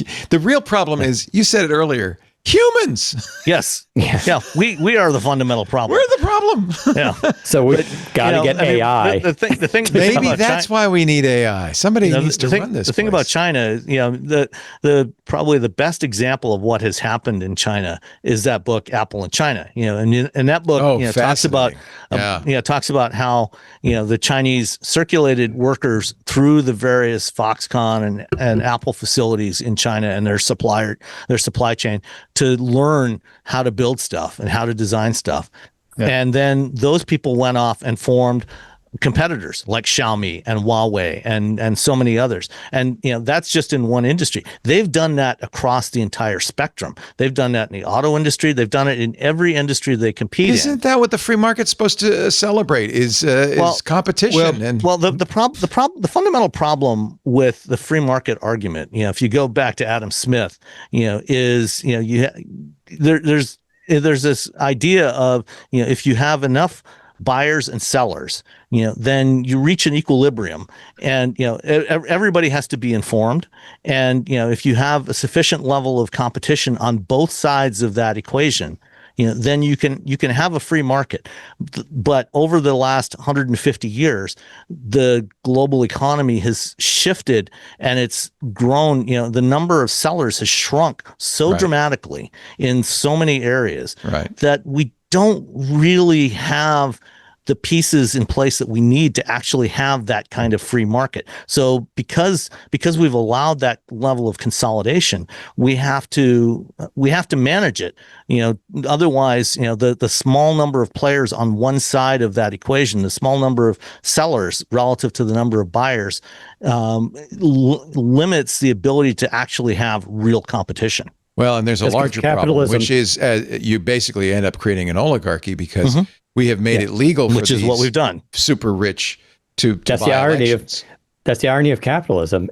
Everybody talks about competition, but it fundamentally hates competition. It's about winning. Well, but also, I mean, we've in the last 10 minutes we talked about 10 subjects, but basically, there's a difference between meddling with the market and taxing the rich. Like if we had like a negative income tax proposed by some economists like 40, 50 years ago, where the more money, greater your net worth, the higher the percentage of your tax rate. If we did that sort of thing, okay, we'd be in a much better position. And that's not meddling with the market. That's just redistributing wealth. Yeah. Basically. And when I said managing that economic equation, that balance, I wasn't necessarily advocating anything specific, but I agree with you, Mike, that when you have too much of that influence on one side or the other, then you need to start managing that somehow, and taxation is, I think, a very effective way of doing that. Yeah, capitalism is indispensable. What we have is a rotten political system. Yeah. The most successful countries in the world with the best environmental records, with the most humane societies, are capitalist countries, right? And some of the worst are capitalist countries as well. It's our politics we need to fix. Yeah. On that note, let's pause. Let you absorb all of this great information. Were you all poli-sci majors? Because it feels I was. I was an engineer. I was. Okay. 2 out of 3. And I was a Chinese major, so there. I took one economics class. I always thought economics was fun, but the problem was that we study microeconomics, or was it macro? We study economics, but it's in a test tube. And so it's not quite, it's much more complex and chaotic than what we study. It's a dismal science for a reason. All systems are. Yeah. I did work in the Brookings Economics Library as one of my jobs in college. Talk about dismal. That was a very dismal library. I always thought that, man, this is the dismal science. I get it now. We will have more with a great panel. Mike Elgin, Samable Samad, great to have you. And of course, Daniel Rubino from Windows Central. Our show today brought to you by Zapier. I love Zapier. I use Zapier every single day, but the beauty of Zapier is it automates the work, so I don't even think about using Zapier. It just happens. For instance, there's all sorts of things. I have the lights turn on when the sun goes down, things like that, but I also use Zapier for my workflow. For instance, when I bookmark stories for covering on later on our shows, I bookmark it in a tool called raindrop.io. Zapier watches for changes. I don't have to do anything. It sees that I've bookmarked it. It automatically posts that story on our special social feed on Mastodon at twit.social. There's a Twit news links. So posts the new news link up there. It also automatically reformats the story and the headline and the URL in just the right way to put it into a Google Sheet, which then the editors can copy and paste later to put into our show rundowns. I mean, it's a lifesaver. I don't know how many millions of hours of my time has been saved over the last 5 or 6 years, but Zapier has been a boon to me. Well, now Zapier is even better because Zapier has become an AI orchestration platform. You take the workflows you've already got, the integrations with more than 3,000 tools, all the tools you use at work, but now you add access to the best AI models, and suddenly you could bring the power of AI to any workflow. So for that workflow I just described, I could plug in ChatGPT and have it automatically take those stories, create a briefing book, a synopsis that we could send out. I don't do that. I really should do that. There's just all sorts of ways you can add AI to existing workflows or create new workflows entirely. You can connect the top models. They've got Claude, they've got ChatGPT and more. You can add AI wherever you need it. Whether it's an AI-powered workflow, an autonomous agent doing your work for you, a customer chatbot, or anything else you can imagine, you can orchestrate it with Zapier. This is a transformational tool. I don't know about you. Sometimes I look at these chatbots, I sit down and I go, now what? What do I do? It's too open. But with Zapier, I'm actually thinking about what do I need to get done, and then using Zapier plus AI to get it done. It is amazing. And you don't have to be a geek. You don't have to be a coder. You don't have to be a tech expert. Zapier is for everyone. Zapier should be a member of your team. Teams have already automated over 300 million AI tasks, 300 million using Zapier. Join the millions of businesses transforming how they work with Zapier and AI. Get started for free by visiting zapier.com/twit. Zapier.com/twit. Zapier.com/twit. We thank them so much for their support.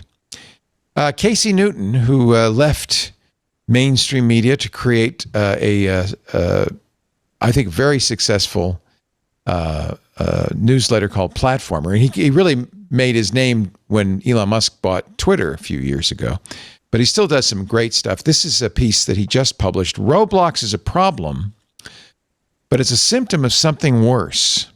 What is the role of tech journalism in a world where CEOs no longer feel shame? And by the way, it's not just CEOs, it's politicians, it's everybody in the public eye. Shame seems to be in shortage all over. He says, he uses Roblox as the example. Roblox, of course, 151 million monthly users, most of them underage. A lot of people very concerned about the predators on Roblox, and Roblox has had a kind of successive chain of failures with child safety. Casey says, on Friday, the Hard Fork team published our interview with Roblox CEO. In the days since, it's the most discussed interview we've done in 3 years. Journalists described the interview as bizarre, unhinged, and a car crash. That was because Roblox CEO David Baszucki basically had a dismissive attitude towards child safety. Casey says, this unfortunately struck me as familiar, that lately tech CEOs have basically just thrown up their hands and said, hey, this is just the way it is. How long are you guys going to be going on about all this? A lack of shame makes it hard for journalists, tech journalists in particular, to do our job. You guys agree? I wonder what started that era, the lack of shame for doing. You agree stuff that this is the era we're in, though, right? Oh, 100%. Yeah. Mark Zuckerberg started it, I think, because part of it is because media turned these guys into rock stars. Bingo. Yeah. And bingo. So they we treated them like gods, and so they're going to act like it. Over and over again, Casey writes, we've seen leaders in Baszucki's position choose growth over guardrails, right? Mm-hmm. And when we journalists ask, why are so many of their users suffering, executives laugh and tell us we're the crazy ones. Look at TikTok. Look at Meta. And I really do think Mark Zuckerberg started this by, break things, apologize later. Don't ask for permission. Just do it. And then say, oh, I'm sorry, I didn't mean to do that. And we let him get away with it again and again and again. And eventually they just stop, saying we didn't mean to do that. Yeah, the lesson learned was there's no consequence. Mm-hmm. Well, there is a consequence, and it's reward.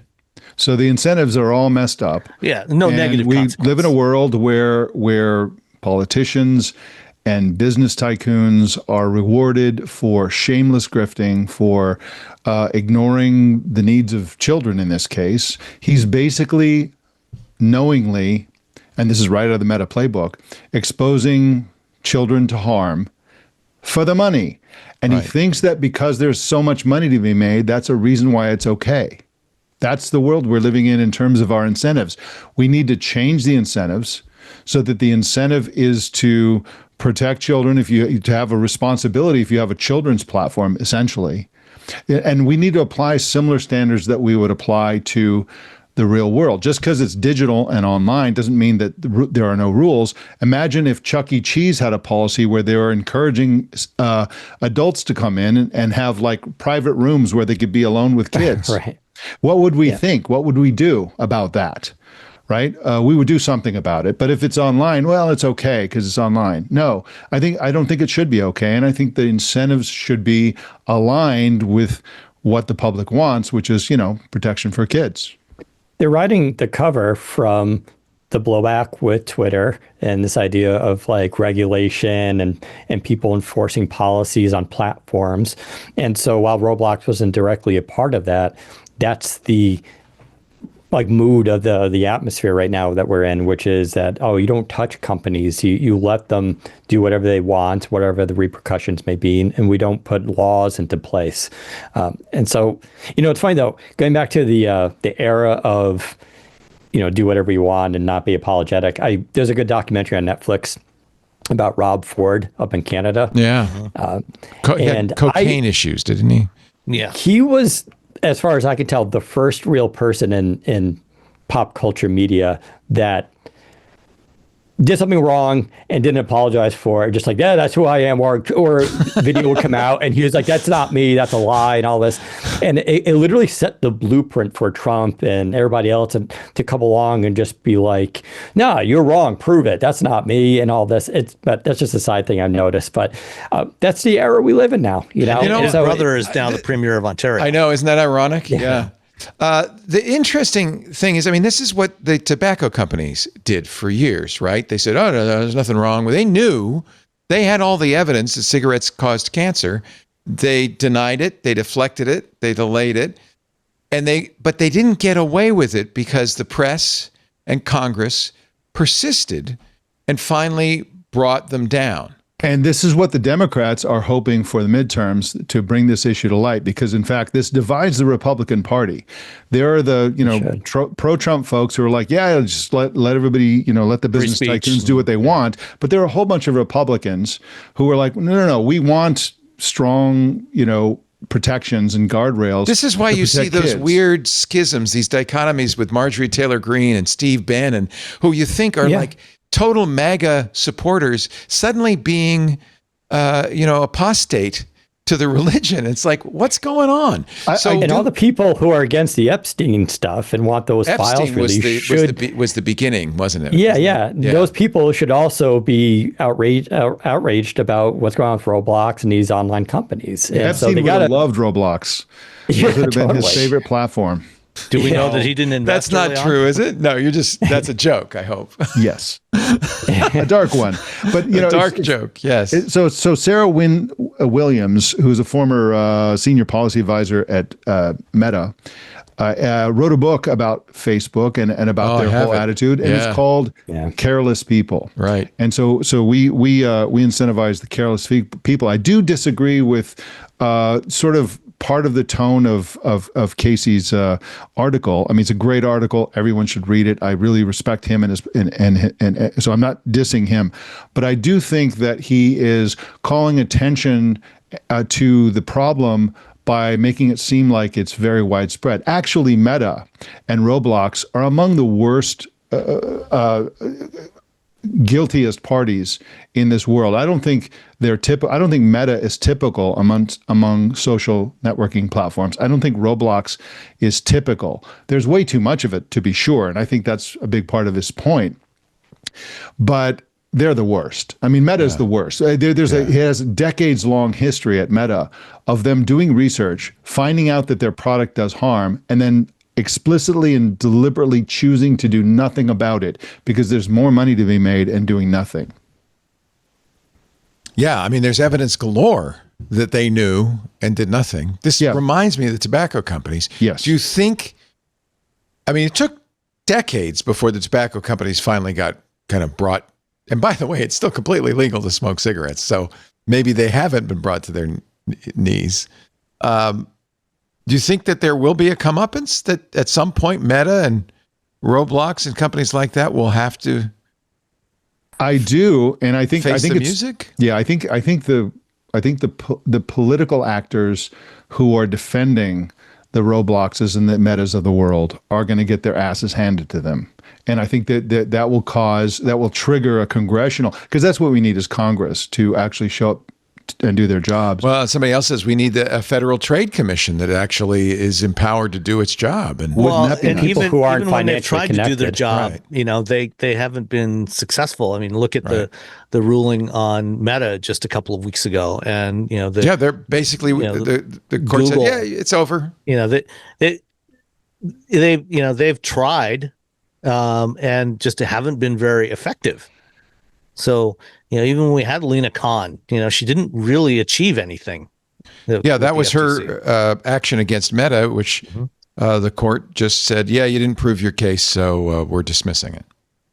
You have to remember and look at the big picture and remember that the current political era is it's a one-person sort of movement.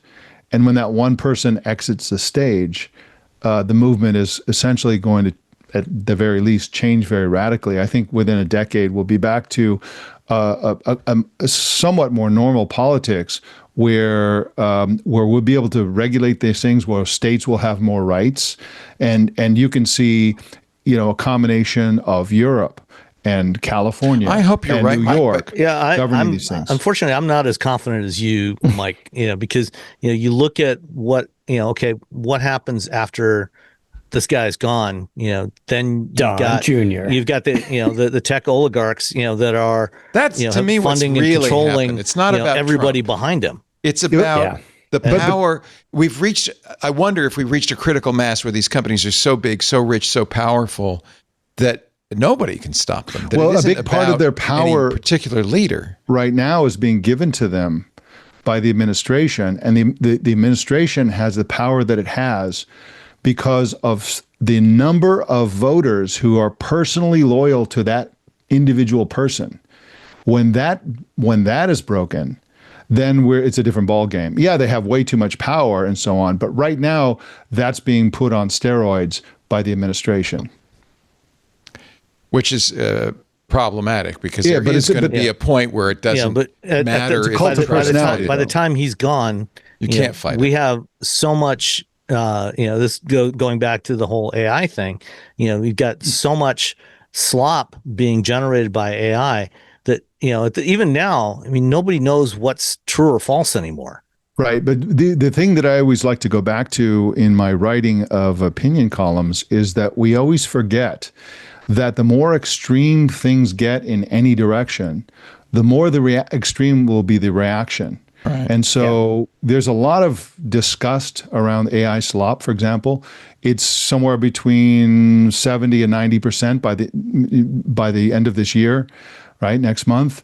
And within 3, 4, 5, 6 years, some are predicting 99% of the content online will be AI generated. Okay, it's not just this one-way street, this one-way trend. There'll be a whole body reaction to this that won't be positive. It's already happening, of course. And one by one, companies are starting to build in tools to be able to turn off AI, to be able to reject it.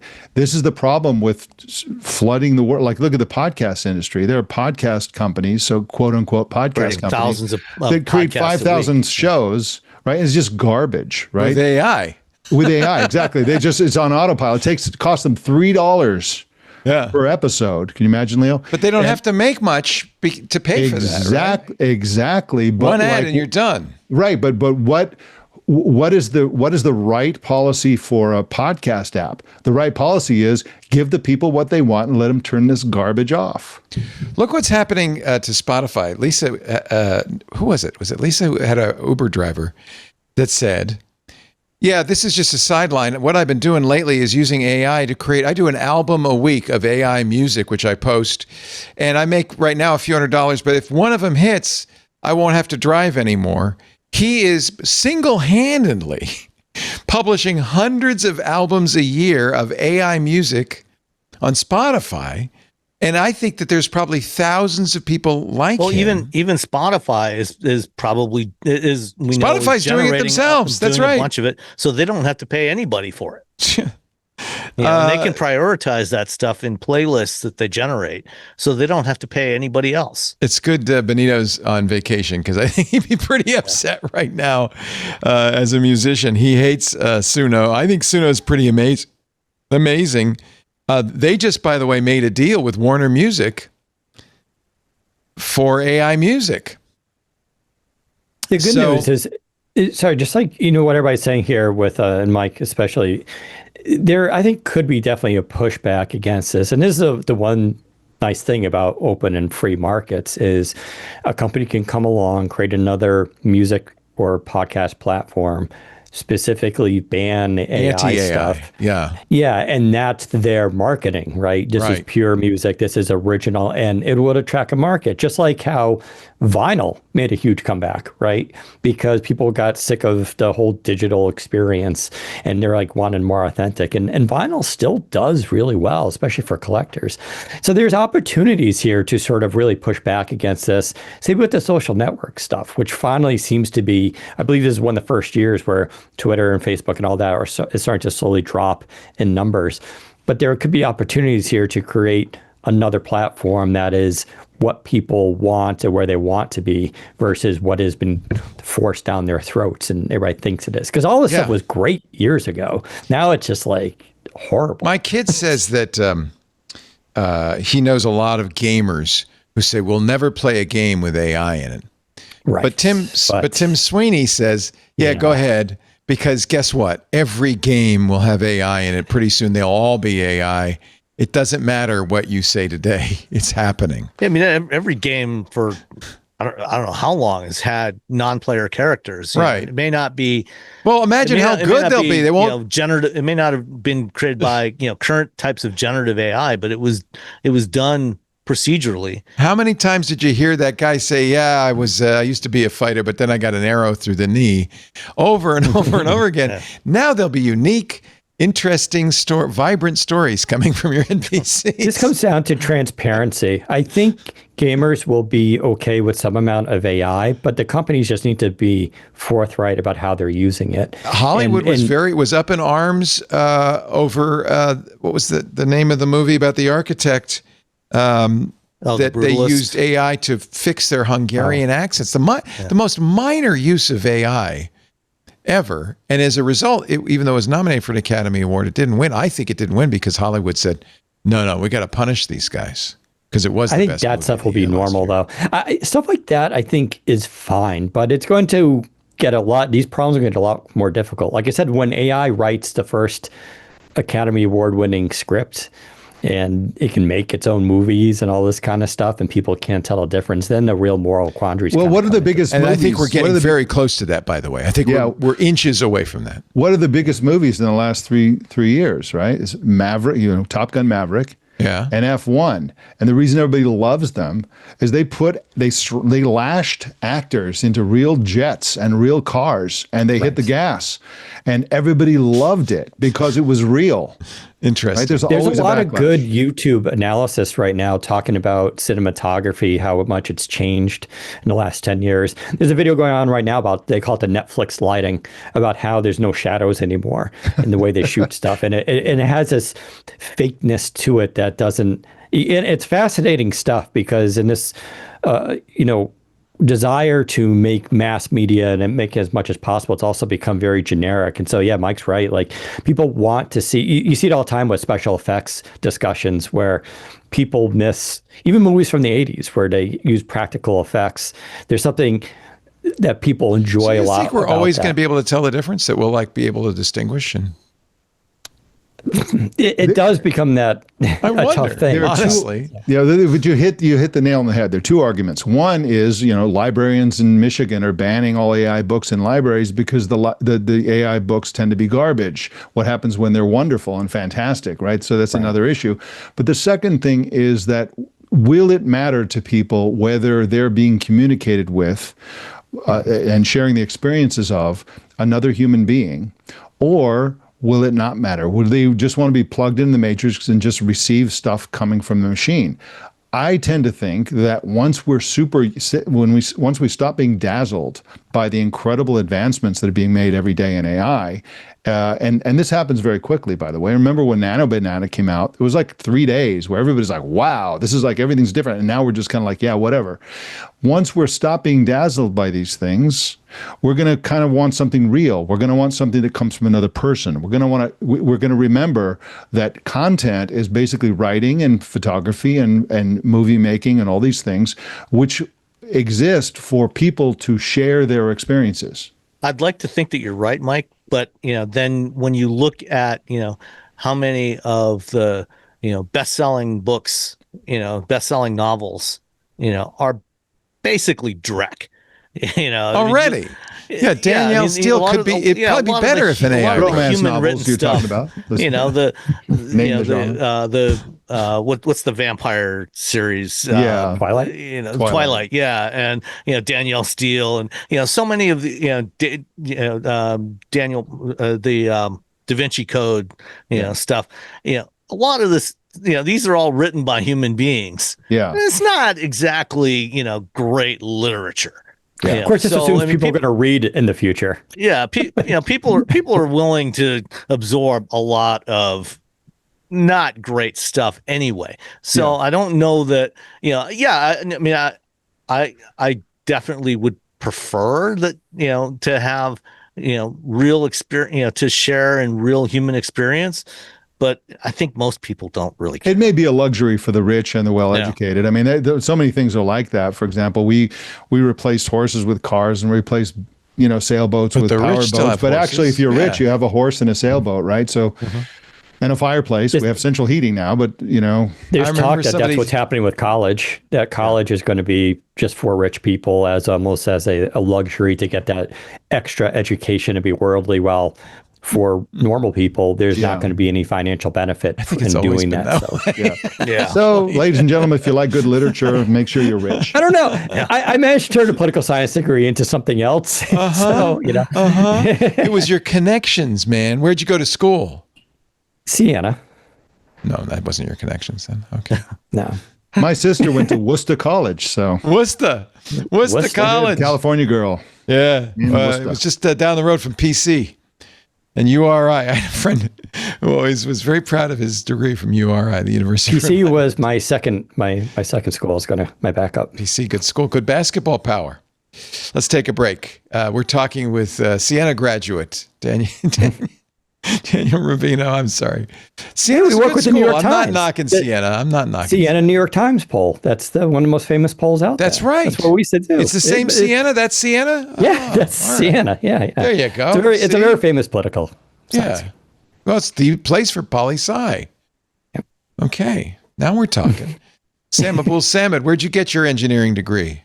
When I was there, it was known as the GMI Engineering and Management Institute. Now it's known as Kettering University. Kettering. In Flint. Oh, okay, cool. Another well-known name. Sloan Kettering, yeah. And Mike Elgin. UCLA, baby. For a TWiT audience, I think the most important thing about UCLA was it's the place where the world's first email was received. And in fact, I remember the room. We'd walk by and it's like, oh, that's the room where the first email. That's the room. They typed one word and the whole thing crashed. And that's where the @sign was invented. Exactly. Yeah. Actually, Postel was at USC, so never mind. Oh yeah, this bastards. UCLA, baby. We're going to take a break, come back with more. Lots more to talk about with our great panel. But our show today brought to you by Melissa, one of our favorite sponsors. Many years, many years, we've been telling you about the trusted data quality expert. They've been doing it longer than we have, though, since 1985. And they've got lots of plaudits and kudos recognized by G2, for instance, as leaders in both data quality suite and global address verification. Melissa's trusted by businesses worldwide to eliminate costly errors. You send something to the wrong address, that is money down the tubes. To boost efficiency, even to drive growth. Pipeline safety, one of those things that often goes unnoticed until something goes wrong, right? The Paradigm Alliance exists to prevent incidents by keeping, now this is a really important use of address information, keeping communities informed and pipeline operators compliant. It's very important in their business. They need to find and reach the right people fast. You don't want a wrong address or phone number in your database. With Melissa, Paradigm got an extension of its team with a faster access and more intelligent decisions. President of the Paradigm Alliance says, quote, Melissa's team doesn't just provide data. This is what I was saying. They provide solutions tailored to our unique challenges. While address verification, of course, is the foundation of Melissa's services, Melissa's data enrichment services do a whole lot more. Organizations can use Melissa to build a more comprehensive, more accurate view of their business processes by using Melissa as part of their data management strategy. Give you an example, the Parkinson's Institute and Clinical Center. They've amassed an invaluable collection of clinical data over the last 30 years. It's unmatched worldwide. The relationship between Melissa and PICC has opened up many transformative use cases, including improved understanding of how genes, proteins, and treatments impact Parkinson's disease. Thanks to Melissa, PIC can do earlier identification of candidates for clinical trials or alternative treatments, very important to their research.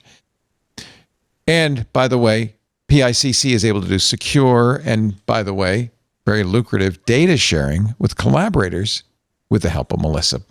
PICC's CEO says, quote, Melissa has made it possible for us to transform our complex and diverse data into a unified research-ready knowledge resource. End quote. See, that's what I mean. They're data scientists. They're experts in data of all kinds. And of course, your data is completely secure with Melissa, compliant, safe with Melissa's solutions. They're GDPR compliant. They're CCPA compliant, ISO 27001 certified. They meet SOC 2 and HIPAA high trust standards for information security management. Get started today with 1,000 records cleaned for free at melissa.com/twit. That's Melissa, MELISSA.com/twit. We thank them so much for their support of This Week in Tech. Back to the show we go. Let me go over to our rundown here. Oh, I did want to talk about this. Bleeping Computer had a kind of a scoop. Looking at the code in OpenAI's ChatGPT Android bot. Actually, this is from an X post by somebody named Tibor. There are now references to an ad feature in ChatGPT, including something called Bazaar, Bazaar content wrapper, search ads, and a search ad carousel. Now, we've seen this kind of stuff in source code. Doesn't mean necessarily they're going to roll it out, but it kind of implies that maybe ChatGPT is looking at putting ads into their results. What do you think? I mean, this is an inevitability, that given the costs of doing this stuff.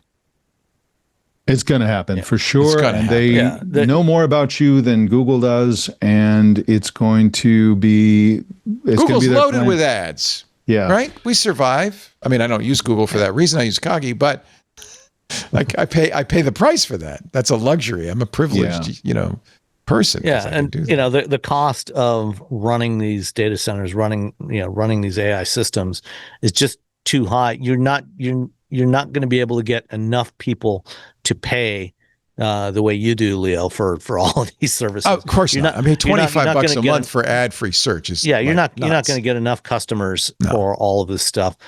You're going to have to generate revenues elsewhere, just as we've seen in media streaming and TV streaming. Once they started doing ad-based services at a lower cost, now they generate more revenue. They have higher profit margins. They have higher margins from their ad-based services than they do from the customers that are paying for the ad-free services. I don't think it's that simple, though, because just because they have to pay back their investors and pay for their expensive data processing and so on doesn't mean that we have to pay them for the services. We can go elsewhere. We're talking about Chinese open source models that are far cheaper. There are going to be models that are free. I think they're going to have a hard time raising the money they need to raise. It's not automatic. They're going to have to really work at it and be very, very clever to come up with monetization schemes that don't sort of turn everybody away. But even those cheaper Chinese models, they've got to generate some revenue somewhere. And, they can't afford to just give away, open source models forever. At some point, they're going to have to get some revenues to pay, even at their lower costs. They're still going to have to pay off those costs at some point. I also wonder to what extent the public will continue to go open their browser or open a web app to use chatbots when, if smart glasses become much more ubiquitous, if watches that give you information, this kind of information, other wearables, if that might sort of divert how we use these models, and if the cost of using them might be built in. I mean, I really don't know. If you're using like Ray-Ban Meta glasses and you're trying to figure out how, when you're just talking to a voice, how you monetize that with advertising. That's a tricky. You don't want it to be stuck in the results, right? Yeah. So if I'm looking for sneakers, you don't want the results to be tainted by an ad, like it is at Amazon or Google or anywhere else that's ads. Never mind. Forget as long as I don't mind ads as long as they're clearly posted as ads, right? Yeah. That's just so much money to be raised to pay for this stuff. It's just. Well, one of the things OpenAI is spending money on, $3 billion, is this partnership with Jony Ive to make some thing. They're bringing back the buttonless iPod Shuffle. Yeah, who knows, right? With rounded edges now. Jony Ive and Sam Altman on stage with Steve Jobs' widow, actually, Lorraine Powell Jobs, at the Emerson Collective Demo Day. Talked a little bit about this device. They say, it's no more than 2 years off. They didn't really say what the device is, but Sam Altman said, Jony Ive said, I love solutions that teeter on appearing almost naive in their simplicity. I also love incredibly intelligent, sophisticated products that you want to touch and you feel no intimidation and you want to use almost carelessly, that you use them almost without thought, that they're just tools. Sam Altman said he wants it so good you could eat it. You want to eat it. It's the buttonless iPod Shuffle, I'm telling you. Yeah, exactly. I mean, the thing that concerns me here, Jony Ive is happy to take $6.5 billion for his company IO. Oh, wow. And yes, I would take that as well. But the problem is that at Apple, where of course Jony Ive did his best work, he had this sensibility, the kinds of things he's saying about this secret product are the kinds of things he would say about Apple. But at Apple, there were all these engineers and visionaries and Steve Jobs himself saying, okay, we're going to do this iPhone and it's going to do this and it's going to do that. And Jony Ive came in to sort of do the sort of fit and finish type stuff and make some. But he had to make something that could be built by the engineers that Steve Jobs wouldn't go, that's crap. Right. But now he's to OpenAI, which has no experience in building consumer electronics. They're saying, hey, Jony Ive, you're the hardware guy, build the next iPhone. And he's not. That's not what he did. And we saw how that played out when he didn't have that editor in Steve Jobs at Apple. You ended up with the butterfly keyboards and all kinds of other nonsense. I also believe there's a delusion that you can do wearables, AI wearables that are not watches or glasses, and I don't believe it. Nobody's going to pin something. Nobody's going to lash something around their neck. Those form factors are never going to happen. It's just another. We got enough stuff to charge already. Also, this point about no one to go and say, I want to make the next iPhone. Anytime you go into a problem saying that's what we're going to do, we're going to create the next big thing, that's you're already attacking it from the wrong way. You should be asking what problem are we trying to solve with this, or what opportunity is there that we can leverage? And right now, listen, maybe they'll create something that'll just totally blow our minds. I'm open to the idea. But the idea of a pendant or something else I got to put on, something else I got to charge. Hell no. And then, and things with microphones, it's going to be listening to me. Yeah. Maybe it doesn't have a display. I definitely don't want to be talking to everything. Using a voice interface for every interaction. Right. If they want to knock it out of the park, the designer types like Jony Ive should be working on fashion.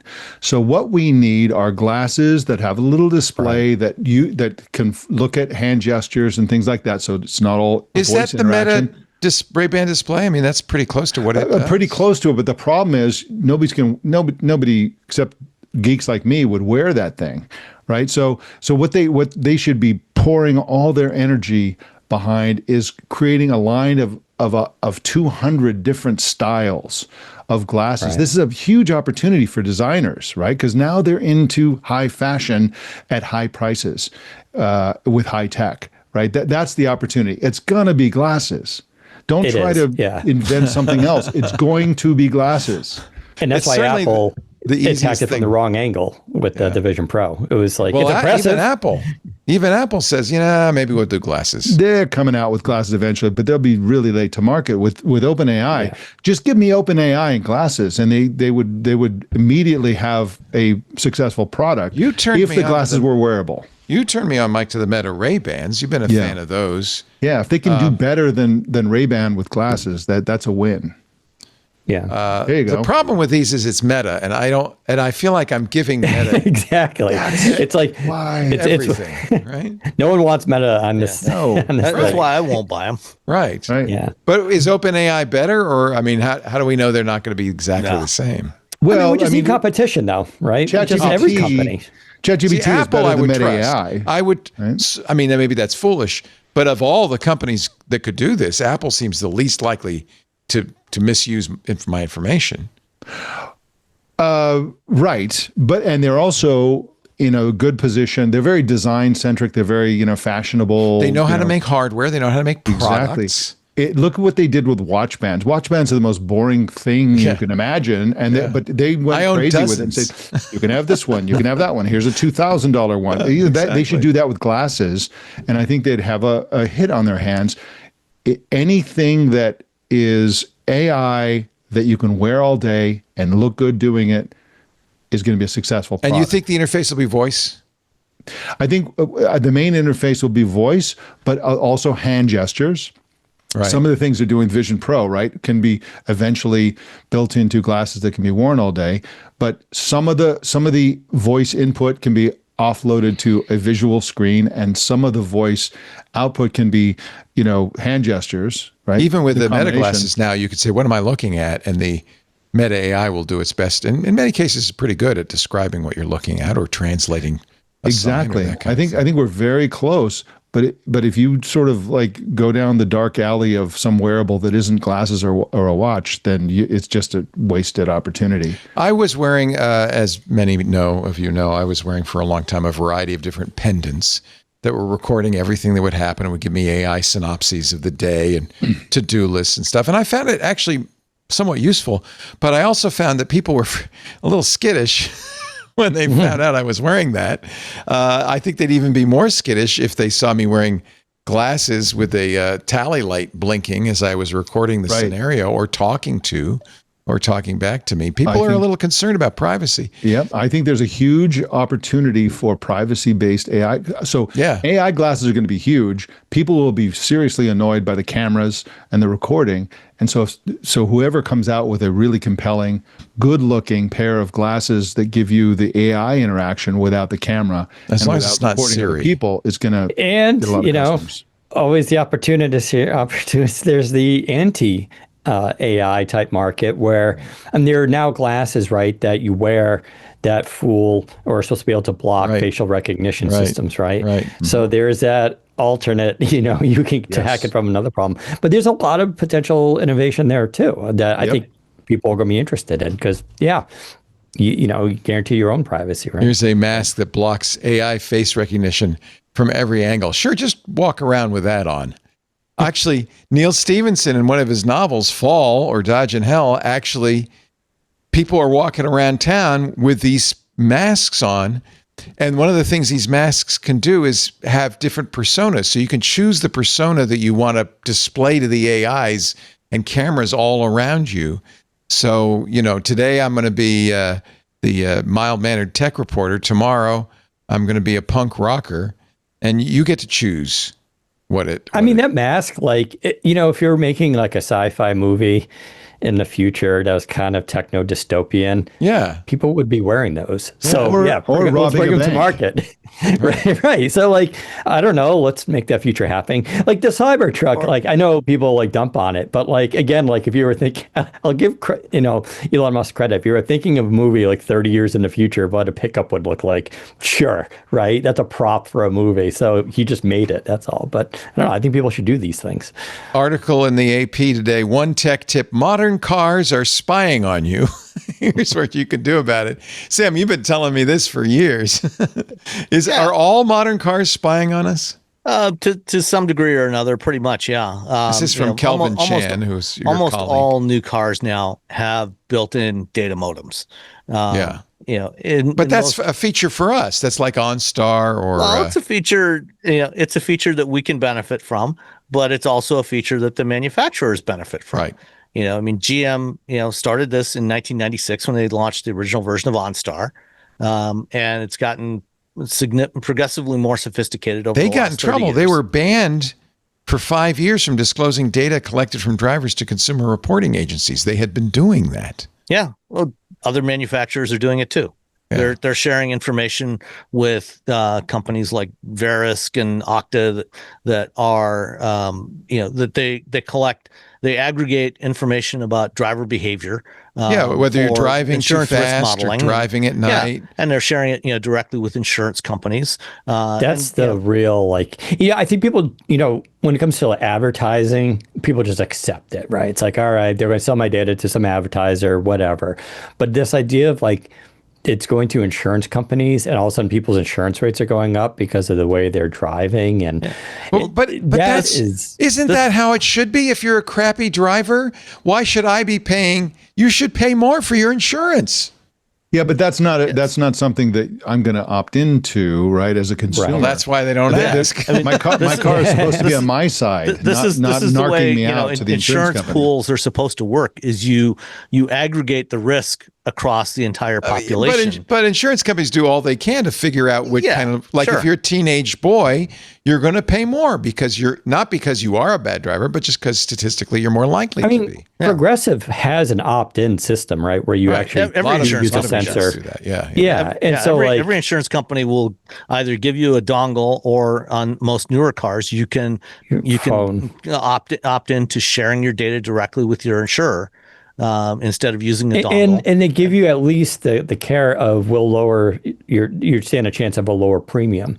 So at least there's that. There's also the opposite side of that too. Your insurance premium could go up, which is what happens with Tesla. If you get Tesla insurance, they will actually adjust your premiums not just every 6 months or every year, but from month to month. So if in any given month you accelerate too hard too many times or hit the brakes too hard too many times, the next month your insurance premiums can go up significantly. And that almost makes sense too, because that's what they also use to get people into the full self-driving betas, right? Is if you're a good driver, you get early access to those features. But I've also heard good things from Tesla Insurance in terms of their pricing. But again, it depends. If you are a very careful driver, you can save money on it because, with other insurance companies, Teslas are expensive to insure because they are very expensive to repair. And so the insurance premiums for those vehicles tend to be higher. And if you are a very careful driver, you can save money with Tesla insurance. That's why they created it. But then they also realized they had so much data that they could also make a lot more money by raising premiums significantly on drivers who had even slightly higher risk factors in their driving behavior. So this AP report has a link to a vehicle privacy report from Privacy for Cars. So I just entered my VIN, and it tells me what my car is collecting. It's not collecting biometrics, but it is collecting a user profile, location, identifiers. It doesn't sell it to insurance agencies, but it does sell it to the government. Oh, that's good. And then which is nice, they give you some action buttons so you can file a privacy request. You can ask government officials to act. I think that's kind of, do you know of this, Sam? Is this something you're familiar with? Is this legit? Yeah, I mean, I don't know how, it's hard to say, how effective it really is, how much you can really protect your privacy with tools like this. Really, the only way that you can truly protect your privacy is by, going in and turning off the data modem entirely. But you may not want to do. What are the downsides to doing that? Well, you potentially lose access to a lot of services. So a lot of vehicles today, increasingly manufacturers are opting into using Android Automotive as the operating system for their infotainment systems, and they've got Google Automotive Services. So you got Google Maps, you got Google Assistant, you got the Play Store, so you can download apps right in there. So you don't have to connect your phone to the vehicle, which is, the smartphone projection like CarPlay and Android Auto is very problematic. Oftentimes, your phone will get disconnected while you're driving. And it's not a very reliable system oftentimes. And so having it built into the vehicle is a much more robust system. But again, it doesn't work unless your vehicle is connected to the network. And also, manufacturers, when you buy one of those vehicles, they will give you some period of time when you get complementary connectivity. Usually it's anywhere from 1 to 3 years, although GM on their EVs, where they don't even have projection, CarPlay or Android Auto available, they actually give you 8 years of connectivity. That means that for the first 8 years, your car is going to be connected to GM's network, and they can also harvest data. And some of that is it's not just data that they share to third parties, but some of it is also data that they share about how customers are using their vehicles, and they feed that into their product development process. Figure out, okay, what features are people actually using, as opposed to, we put these things in there, but are they actually using them? And so then maybe in future models they eliminate the stuff that nobody's actually using. So there's upsides and downsides to it, but really the only way is to just disconnect the vehicle entirely, or just drive an old car like I do. Yeah, it does. They do have some opt-out features, right? It depends the state you live in. I imagine in California there's quite a bit of opt-out. So it's mostly all in or all out. Oh, it's usually not feature by feature. Okay, it's you can have the service, or you turn it off entirely. Do you think that's a kind of dark pattern that tries to? Because you want the benefits. I want the maps to work. Yeah. Right. Yeah. I mean, you don't, without it, you won't have any navigation. Right. You won't have any voice recognition. I don't know how to drive anymore. If I didn't have the GPS, I wouldn't get anywhere. I was just like, now what? Where do I turn? What? You sent me a fun video of the original EV. Yeah. Before we get to that, I want to say one other thing. Last week, I was talking to a company that is doing some interesting stuff. So a lot of new cars, and Leo, you first saw this when we drove that Cadillac CT6, the Super Cruise all those years ago. It was watching me. More and more new cars have driver monitor systems in there that are, looking to see, when you're using systems like this, they want to see, are you actually, they want to make sure you're actually watching the road and keep, paying attention so you can take over control. And in some cases, even some cars that don't have hands-free capability are including that now, including those driver monitor cameras to look for driver distraction or drowsiness, so they can give you alerts, that, hey, okay, maybe, if it looks like you're my car yells at me if I pick my nose. It says you're not paying attention. Yeah. Now that seems a little intrusive. Well, I mean, that if you can't pick your nose in your own damn car, where can you? If you're driving while you're tired, that's as dangerous as being impaired. I agree. And so, having something that can alert you to that and say, hey, maybe it's time to pull over and take a break. But this company is utilizing that capability along with the connectivity and AI and also GPS location of the vehicle, so that what you can do now is, if you see something, if you see a business or you see a sign, and you say, and I forget what the keyword is, but you say a keyword and say, what is that? And then it'll grab your current location, and it uses that camera to figure out your gaze, to figure out what you're looking at from your current location. And it will give you information about what that is, what that business is. And so traditionally, these driver monitor systems have been completely localized. They weren't sending that data anywhere. It was just being used in real time to monitor the driver's state. But now they're starting to use that to figure out, okay, what are you looking at? And I can definitely see where, it starts to go, beyond that, even without you asking. It can be, it's for figuring out good, what you're Sam. looking at, what's getting your attention as you're driving. And that's, cars are getting really like sort of Orwellian. In the last, I don't know when I started noticing this, maybe in the last year, whenever I rent a car in Europe, if you're 1 kilometer over the speed limit, it will beep at you. Well, that's a new European regulation, though. Yes, and it's a nightmare. Intelligent speed assist. 1 mile over the speed? Yes, Who drives? If you're Who drives as much as 1 mile an hour over the speed limit, it will beep at you until you go below it again. Usually, they do that in Singapore. I remember my Singaporean taxi driver going, "Don't worry about it. Don't worry about it. It's beep, beep, beep, beep, beep, beep, beep all the way down." It's so annoying. But I don't think anybody in America drives the speed limit. No, people. Well, it depends. If you're in Manhattan, the average speed's only 8 miles an hour. Oh, yes. If you can't drive, or if you're on the 405. Yeah, I'm just saying when people can. Yeah. This is one of the best reasons to live in the United States is you're not harassed by it. In Australia, they have a law that says if people in the back seat don't have their seatbelt, the seatbelt thing beeps. That's probably a good idea. But still, you add up all these different things, and the car is just nagging you constantly about the lane. You get too close to the lane. There's something near you. You're over the speed limit. It's like, what are you married to it? Come on. Exactly. I was driving something last week, and all I wanted to do was just reposition the car in my driveway. And, sometimes, if I'm repositioning, normally I always wear a seatbelt, but sometimes if I'm just moving a car around, I will hop in, just put it in reverse, back it, move it over without necessarily buckling up.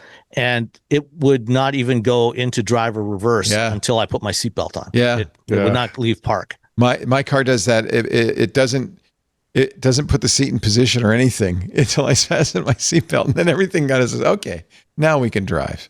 Yeah, it's like I agree. This is all has potential for abuse, and I think this is always a downside with all this stuff. It's like on one hand, it's extremely helpful. Automotive deaths are huge in the United States. They're, drunk driving, just poor driving. Like a lot of that is just common. And so this is a way to combat that and save a lot of lives. It's also the potential to save money on insurance and repairs and everything else. The problem is that we never see the savings ourselves because everything is for profit. So like whatever savings insurance companies are going to get from this goes back to the shareholders. Yeah. And we're not going to get it. Because right now, if you go online, and despite all this technology and everything that's happening, all you see are people complaining about car insurance rates going up by a lot. A lot of their rates are just going up and up all across the country, no matter how old they are. And it's just like no one is getting the benefits from any of this in terms of lower costs. And that's where really bothers me is that we're not seeing the benefits. You get to make the same arguments with like health, right? So we're all wearing smart bands and measuring our sleep and all. So like in theory, all that information could go to your doctor and they could lower your insurance because you're a healthier person, but they won't, And so then it's just like, that's where, I don't know. I see it as a part of the transition to self-driving where AI is in control of the vehicle. Because when you're actually driving around one of these cars that's beeping at you because of the speed limit, it's superseding your judgment. So if I'm on a quiet country road in the middle of the night where I know there's no traffic around, I can see for 10 miles ahead of me, and I want to go 1 kilometer over the speed limit, it won't let me because that's machine thinking. Right, so I'm actually functioning as an AI, just following this algorithm. That's right. And instead of human judgment. Yeah, and so one by one, these little features will chip away at our individual autonomy to the point where at some point we give up all autonomy. We just get in and the car drives us. My 36-year-old car doesn't have any of that. Beautiful. He drives a Miata. I used to drive Miata. They're wonderful. First generation. Oh, nice. Until an SUV rolls over it. Well, yeah, but at that point, I won't care because I'll be dead anyway. I'm well aware of the risks of driving that car. I know that I am almost entirely unprotected in that thing. You're watching This Week in Tech. Daniel Rubino, Sam Abul-Samad, who lives life on the edge, Mike Elgin, and yes, me. So glad you're here, especially our Club Twit members. Thank you for supporting this show. We really appreciate it. We'll have more in a bit, but first a word from our sponsor, Zscaler, the world's largest cloud security platform. The potential rewards of AI, we know about those. They're too great to ignore, but there are also risks. If you're using AI in your business, the loss of sensitive data. There's also the issue of attacks against enterprise-managed AI. Generative AI increases the opportunity for threat actors, too, helping them rapidly create phishing lures. Get this, there were 1.3 million instances last year of Social Security numbers leaked through AI applications. Not intentionally, just exfiltrated, in effect. ChatGPT and Microsoft Copilot saw nearly 3.2 million data violations in the same time. But you want to use AI in the business, and you want to defend against AI-driven attacks. Well, that means it's time for a modern approach with Zscaler's Zero Trust Plus AI. It does all that. It removes your attack surface, so you're less vulnerable. It secures your data everywhere. It safeguards your use of public and private AI, and it protects against ransomware and AI-powered phishing attacks. Check out what Shiva, who is the Director of Security and Infrastructure at Zuora, says. We've got a great video about using Zscaler. Watch.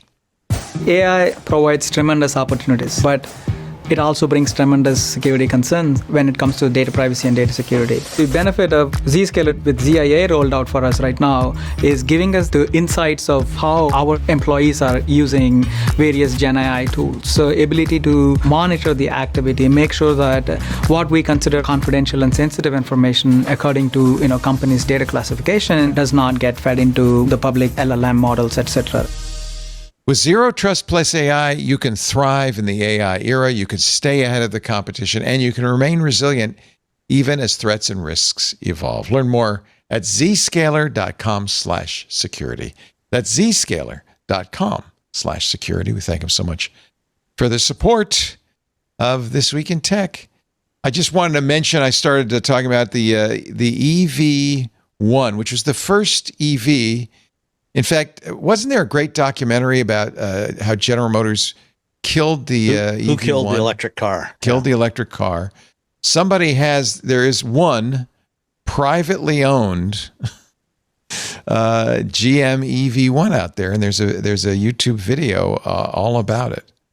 Yeah, so when GM launched the EV1 in 1997, they did it in response to the first round of California Air Resources Board mandates for seemed like a good idea. EVs to be sold. Yeah. They in 1989 they had debuted a concept called the Impact, and it got so much positive okay. First attention. of all, terrible name for a car. I just want to say, Impact, absolutely. Really? Yeah. Nonetheless, the Crash 2000. I mean, come on. Okay. It got so much positive attention that they decided to go ahead and put it in production. And so when they finally launched it in 1997, what happened was they never actually sold them to consumers. They only leased them. And they built them for about 5 years. And they built about 1,100 or a little more than 1,100 of tiny these things. Number. Okay. Yeah. And they were the original ones, the first generation ones, used lead acid batteries. But there's your problem right there. Well, but that's what was available. How much capacity could you have in a car? They had a range of a rated range of 78 miles. By the current standards, the way they test them now, it equates to about 55 miles. Yeah. So they could go, depending on how you drove it, it was about 50 to 70 miles. Do they charge faster than lithium ion? No.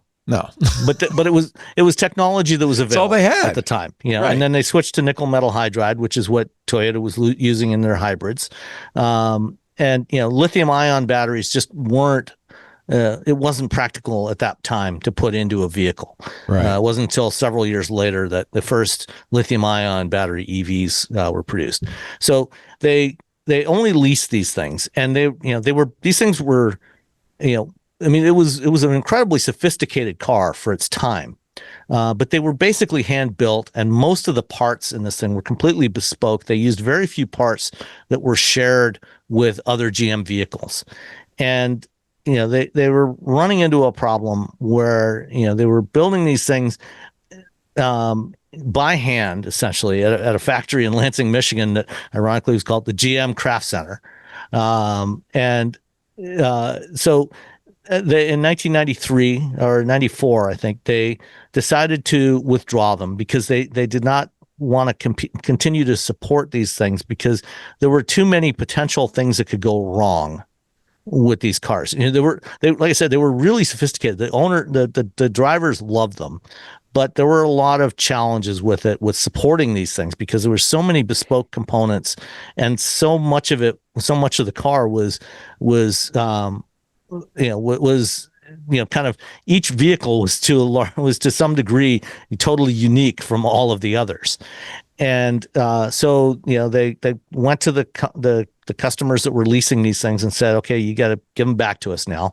And they sent most of them to the crusher to avoid them being kept out in the wild and being used, without proper support. They kept about 40 of them, and they quote unquote decommissioned them, which means they took out the batteries and they did something, they cut some cables and so on, and did some other things to make sure that they couldn't actually run. And then they gave these to various academic institutions, universities, to use for research and study. And one of these, some of them are, a lot of them are in museums now. One of these went to Clark Atlanta University, and it was used for a while. Obviously wasn't driven, but engineering students studied this thing. And then it basically got set aside and forgotten about. And so it was sitting in this parking lot, the storage lot at Clark Atlanta University. It had been in a garage that had been the garage was damaged in a storm. Part of the roof caved in. It shattered the windshield. They moved this thing outside. It was sitting in a lot. It had been sitting there for several years, essentially abandoned. And somebody from the security department of the school said, "What's the deal with this thing?" Nobody knew what was going on with it. It wasn't being used for anything. And so they called in a towing company and said, "Here, tow this thing away." And so the towing company got it. And under the laws in Georgia, if they post, they post online that, hey, this car's here. If it's yours, come and claim it, and pay the storage fee, and you can take it away. Well, nobody did. And the loan agreement when GM gave these things to the schools was that they could not sell them or give them away to anybody. And GM could recall them at any time. They never did, but they had the legal ability to do so. But under Georgia law, because the storage company, the vehicle had been declared abandoned, the towing company towed it away. They did all the things they're supposed to do with posting it, saying, hey, come and claim it if it's yours. Nobody did. So they put it up for auction. And so it was on this auction site, and it ended up selling for $104,000. Even though this thing, was not drivable, had no battery in it. And so but it made for perfect, they probably made more than that on their YouTube channel, right? Oh, probably, yeah. and so, there's now been a couple of videos about this thing. I spent a couple of hours over the last couple of days watching the latest video. This is the Questionable Garage, which is a great name for a car channel. Yeah, this guy that does this channel, The Questionable Garage, he's done all kinds of weird restorations on various cars. He did a GM S10 EV that was also built in the late 90s. They built about 150 of those, and he's got one that's he's got running. Hey, Mike, maybe when your son Kevin gets tired of his hydrogen vehicle, he could sell it to these guys for $100,000. That's a great idea. The future looks grim for hydrogen, but he still drives it. He does? He's driving it at this very moment from Los Angeles. He's got a Toyota Mirai. Mirai. You got a first gen or a second gen Mirai? I don't know. Is it the ugly one or the good one? No, it's beautiful. It's like okay, that's the second generation. Yeah. And because he lives around the corner from a hydrogen filling station. Yeah, here in the Bay Area, they're everywhere, and there's it makes one right sense down the street. Yeah. Didn't you tell me he gets free hydrogen for life? No, not for life. It was for a bunch of years as part of an incentive to get him to buy it. Yeah. It was like 6 years or something like that. So this video, they're starting the restoration, and they're basically taking the car completely apart to clean everything, fix everything. Are they going to get it working? The goal is to eventually get it running. Yes. Wow. And because there's so many unique parts on this thing, like that windshield, they can't just call Safelite and say, "Hey, come and replace the windshield on this EV1," because there's no stock of these things. Right. So what they did was they got some matte vinyl wrap and put it across the windshield and put on a bunch of dots, and they got a laser scanner, and they made a 3D model of it. So they're going to try and get somebody to fabricate a windshield. And this is what YouTube's great for, because this is just some shade tree mechanics probably, but they can monetize it. They can actually make this happen. You don't have to go to NBC and say, "Give me $8 million we'll make a TV show about this thing," and they'd never get the money. This is fantastic. And, but as you watch this and you see taking parts off, you see things like there's parts where where there was obviously an interference, by the front doors. There was a bracket that you can see where it was actually cut by hand with tin snips to fit so it didn't interfere with the door when they opened the door. And there's other places where you can see where they whacked it with a hammer to get the roof panel to fit. It's handmade. Yeah, it literally is handmade. They have the opportunity here to do the funniest thing ever, which is just put a ICE engine in it and just make it a regular car. They insult everyone. Yeah. This is the only EV1 in private hands anywhere. Wow. And so they want to get it back via a legal loophole. They can. GM doesn't get it back. Yeah, exactly. Wow. Yeah. Wow. So it's pretty cool. If you have any interest in EVs, especially early EVs, it's worth, like I said, this one was about 2 hours, but it's fascinating to watch and see some of the things that GM did on this car, creating, it's all, the structure is all aluminum. Do you think, in all honesty, that their intent was to create a market for an electric vehicle? Yeah, I think so. They thought there was something there. Yeah. GM spent a lot of money and spent a lot of time developing this vehicle. It is, like I said, it is a really sophisticated vehicle, especially for the 1990s. The time wasn't right. That's all. Yeah, the time wasn't right. The technology wasn't right yet. Yeah. You didn't have the battery technology. A lot like these glasses, these AI glasses. We're just not quite there yet. Yeah. But by 2004, 2005, now AC propulsion. I'm saving these because maybe I'll have a YouTube channel I can resurrect the meta. There was a California company called AC Propulsion that worked with GM on the propulsion system for the EV1, and they were doing conversions of other cars to EVs, and they were the first ones to actually do a lithium-ion EV. And they built this little sports car. From a kit car. They took a kit car and modified it and built a lithium-ion battery pack for it. And that car was called the T0. And a couple of guys named Martin Eberhard and Mark Tarpening, and found this thing, and they got a test drive in it and said, "Oh, we want this. Build kind of what Elon did with the Lotus Elise, right? To make the first except Tesla Roadster. Elon didn't actually do that. But the original founders of Tesla. That's Martin Eberhard and Mark Tarpening. Oh, you're talking about them. Yes. And AC Propulsion. I'm sorry, I didn't mean to cut to the punchline. Didn't want to build it. So they said, okay, we'll do it. It sounded familiar. They licensed some technology from those guys, and they went to Lotus and got a chassis and had that modified. And that eventually became the first generation Tesla Roadster. Sorry, Elon came along later with funding. He provided funding, right? But it was Mark and Martin who were the founders. Yeah. But he also, to his credit, he saw that and said, there could be a business there. Yeah. Oh no, absolutely. If he had not put in that $30 million initial investment, right, the Roadster never would have gotten off the ground. I remember when we were back in the cottage 15, 20 years ago. One of our listeners had a Roadster, drove it, came out. Dick DeBartolo and I got in, went for a ride. It was a tiny little thing. That Lotus Elise is not a big car, but that was pretty exciting.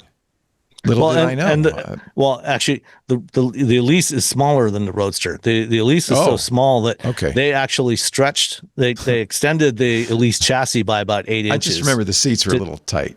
Yeah, they were. I wanted to ask you, Daniel, if we should be worried about RAM prices. We talked about the fact that AI is driving power consumption, but it's also, thanks to GPUs, driving RAM prices through the roof. Some RAM kits, this is from Ars Technica, Andrew Cunningham, are over 3 times as expensive as they were 90 days ago. Is this something we should worry about? Yep. It's also expected to impact, obviously, the laptop market for next year. Yeah. All OEMs, I'm hearing, are expecting prices to go up by... Lenovo stockpiled a bunch of chips to avoid this, but will that be enough? Lenovo is the largest PC maker on the planet, so that makes sense, and they're smart for doing that. they get a lot of their business also through enterprise. So they have a lot of customers that rely on them for that stuff besides just the consumer market. So they can do that. There's already reports that Microsoft hasn't done this for Xbox, which is why there seems to be a dearth of sales for Xbox consoles this year, despite Sony offering some sales, because Sony looks like they paid attention and planned ahead. On the other hand, it's ironic that Microsoft is doing cloud gaming, which is using all those RAM chips and GPUs, thereby driving up the prices so much that they can't afford them now for the Xbox consoles. I think this is going to be an interesting problem. I don't know expectations for when prices could come down, but that's why if people are interested in getting a laptop or need one, you may want to actually take a serious look at some of the sales going on, because right now some of the current stock is really good. And I've seen the new Qualcomm chips. Don't get me wrong, they're really good and they're making some huge strides. As someone who runs a Surface Laptop 7, Surface Pro 11 with Snapdragon chips, I don't feel like I need a new processor at this point, which is kind of a first. They did announce it at the in Hawaii. They're going to have this next generation Snapdragon Elite, the X2. Yeah, and they're pretty massive jumps in performance, and for some people, they're going to really benefit. But this is sort of the Apple thing. A lot of people who bought the M1 do they Max not use are unified RAM like Apple does? Because Apple new X2 does. Does it still get hit by the cost of DDR5 going up? Right. So I'm hearing some of the new laptops, I believe, have 48 megabytes of RAM is like the minimum gigabytes for these X2s, or gigabytes, because of the shared with the GPU and everything else. So they're not buying NAND chips, or are they? I mean, it's still a NAND chip in there, isn't it? Yeah, it's still NAND, it's just soldered. So it's still going to affect the price of even unified memory, even Apple. Yeah. So I expect all those to go up in price. There's I used to, in fact, I did a video for them back in the day on how to build your own computer. There's a great, one of the last remaining PC component stores in San Francisco down on Market Street it's on Mission or Harrison, called Central Computer. And RAM's gotten so expensive now, they don't have a price on the RAM. They do market pricing. For the Verge said they sell it like lobster. Price for the fish. Yeah. When you go to a restaurant and the menu says market price when you order, they're selling it they don't put price tags on there. Because of the price increase, we can't display fixed prices on certain products at this time. Just ask. You have to ask. That's wild. Crazy. That's wild. So this is good to know. See, I'm kind of holding off until next year's Apple MacBook Pro that's going to be an M6 and it's going to have an OLED screen. It seems like this. I'm pretty satisfied with the M3 I've got. So I'm thinking if I wait till next year, but are we going to see big price increases? I think there's definitely a possibility for it. Yeah. But now how much is big, right? If it's $100 or $200 extra. That's okay. I can live with that. For Apple people, I feel like that's just, they're going to charge a lot more. Yeah. Right. But for for laptops that are like the $600-$700 range, right, this impacts things. And Apple is rumored to be bringing a much more affordable laptop to the market, right? Which I think this would. And the rumor is they're going to have Intel make the chip. Right. Yeah. Which is wild. It'll still be it won't be an Intel chip. It'll be an Apple designed Apple Silicon. Yeah. M1. Intel Core 3 coming out. They're doing better. Don't count Intel out. No, I realize. Yeah. They have a lot of potential. This idea between x86 and ARM, and that x86 is doomed, is definitely overhyped. There's nothing inherently in design of an x86 that makes it completely inefficient to ARM. But if I'm going to buy an x86, I'm going to buy an AMD, not an Intel, right? Is that foolish of me?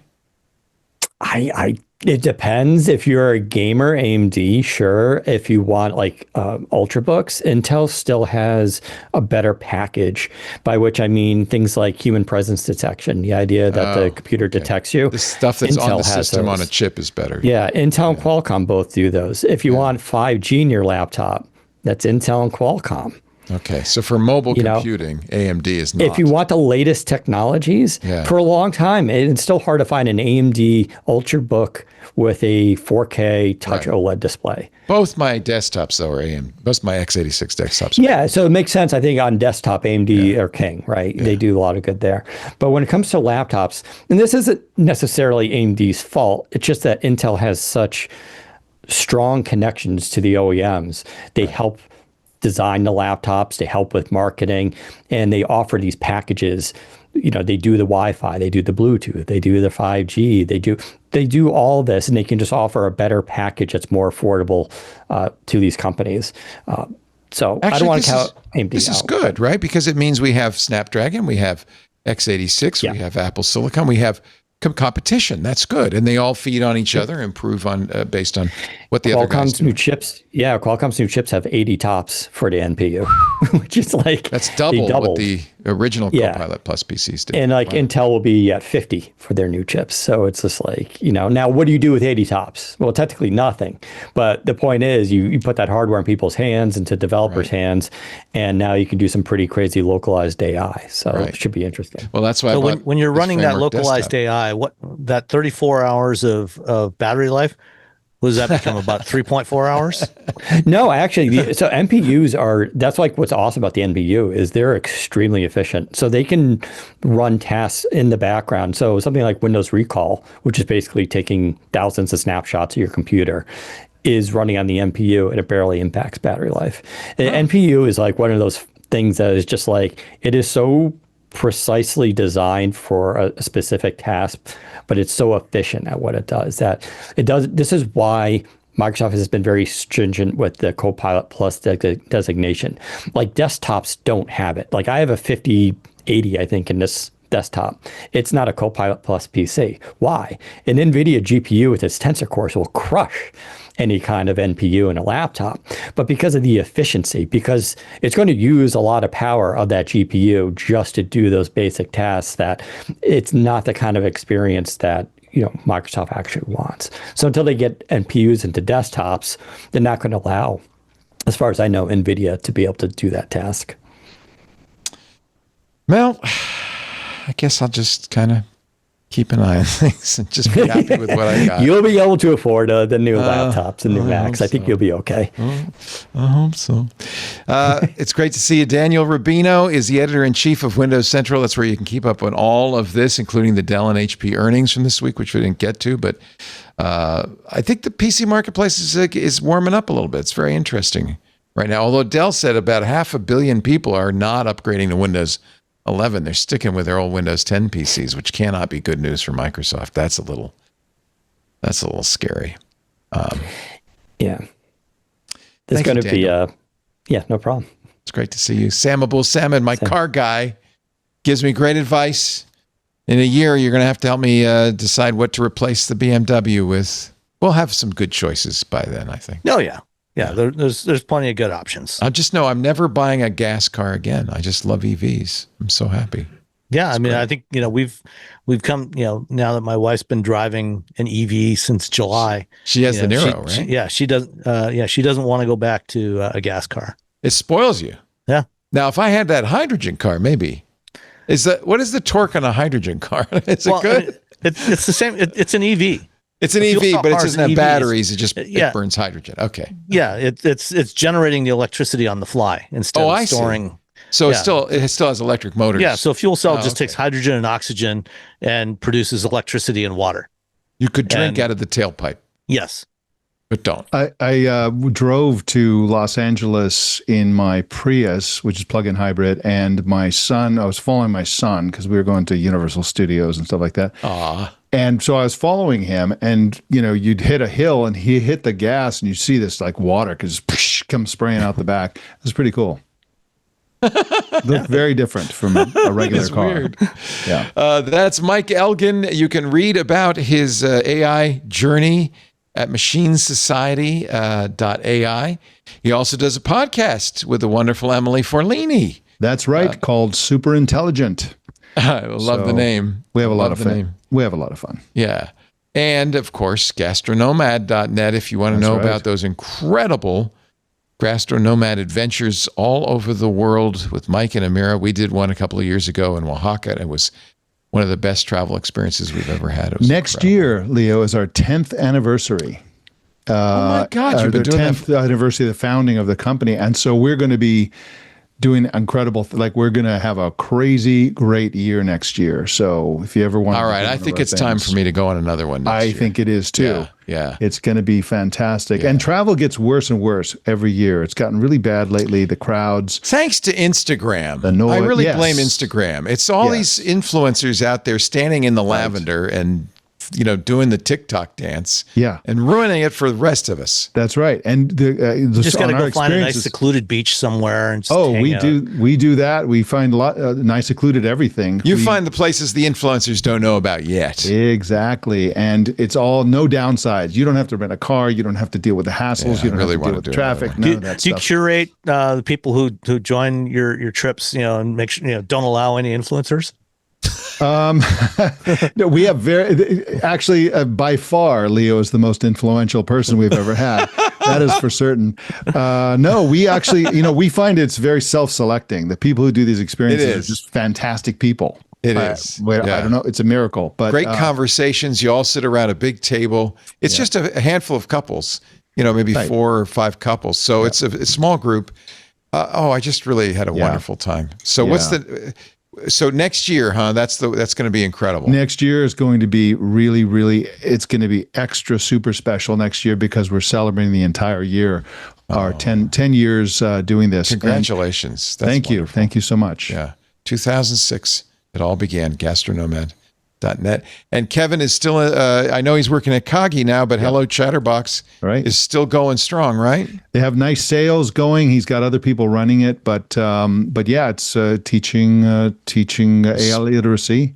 The smart speaker that teaches coding skills. That's right. Yeah. It's a great thing. People love it. Schools love it.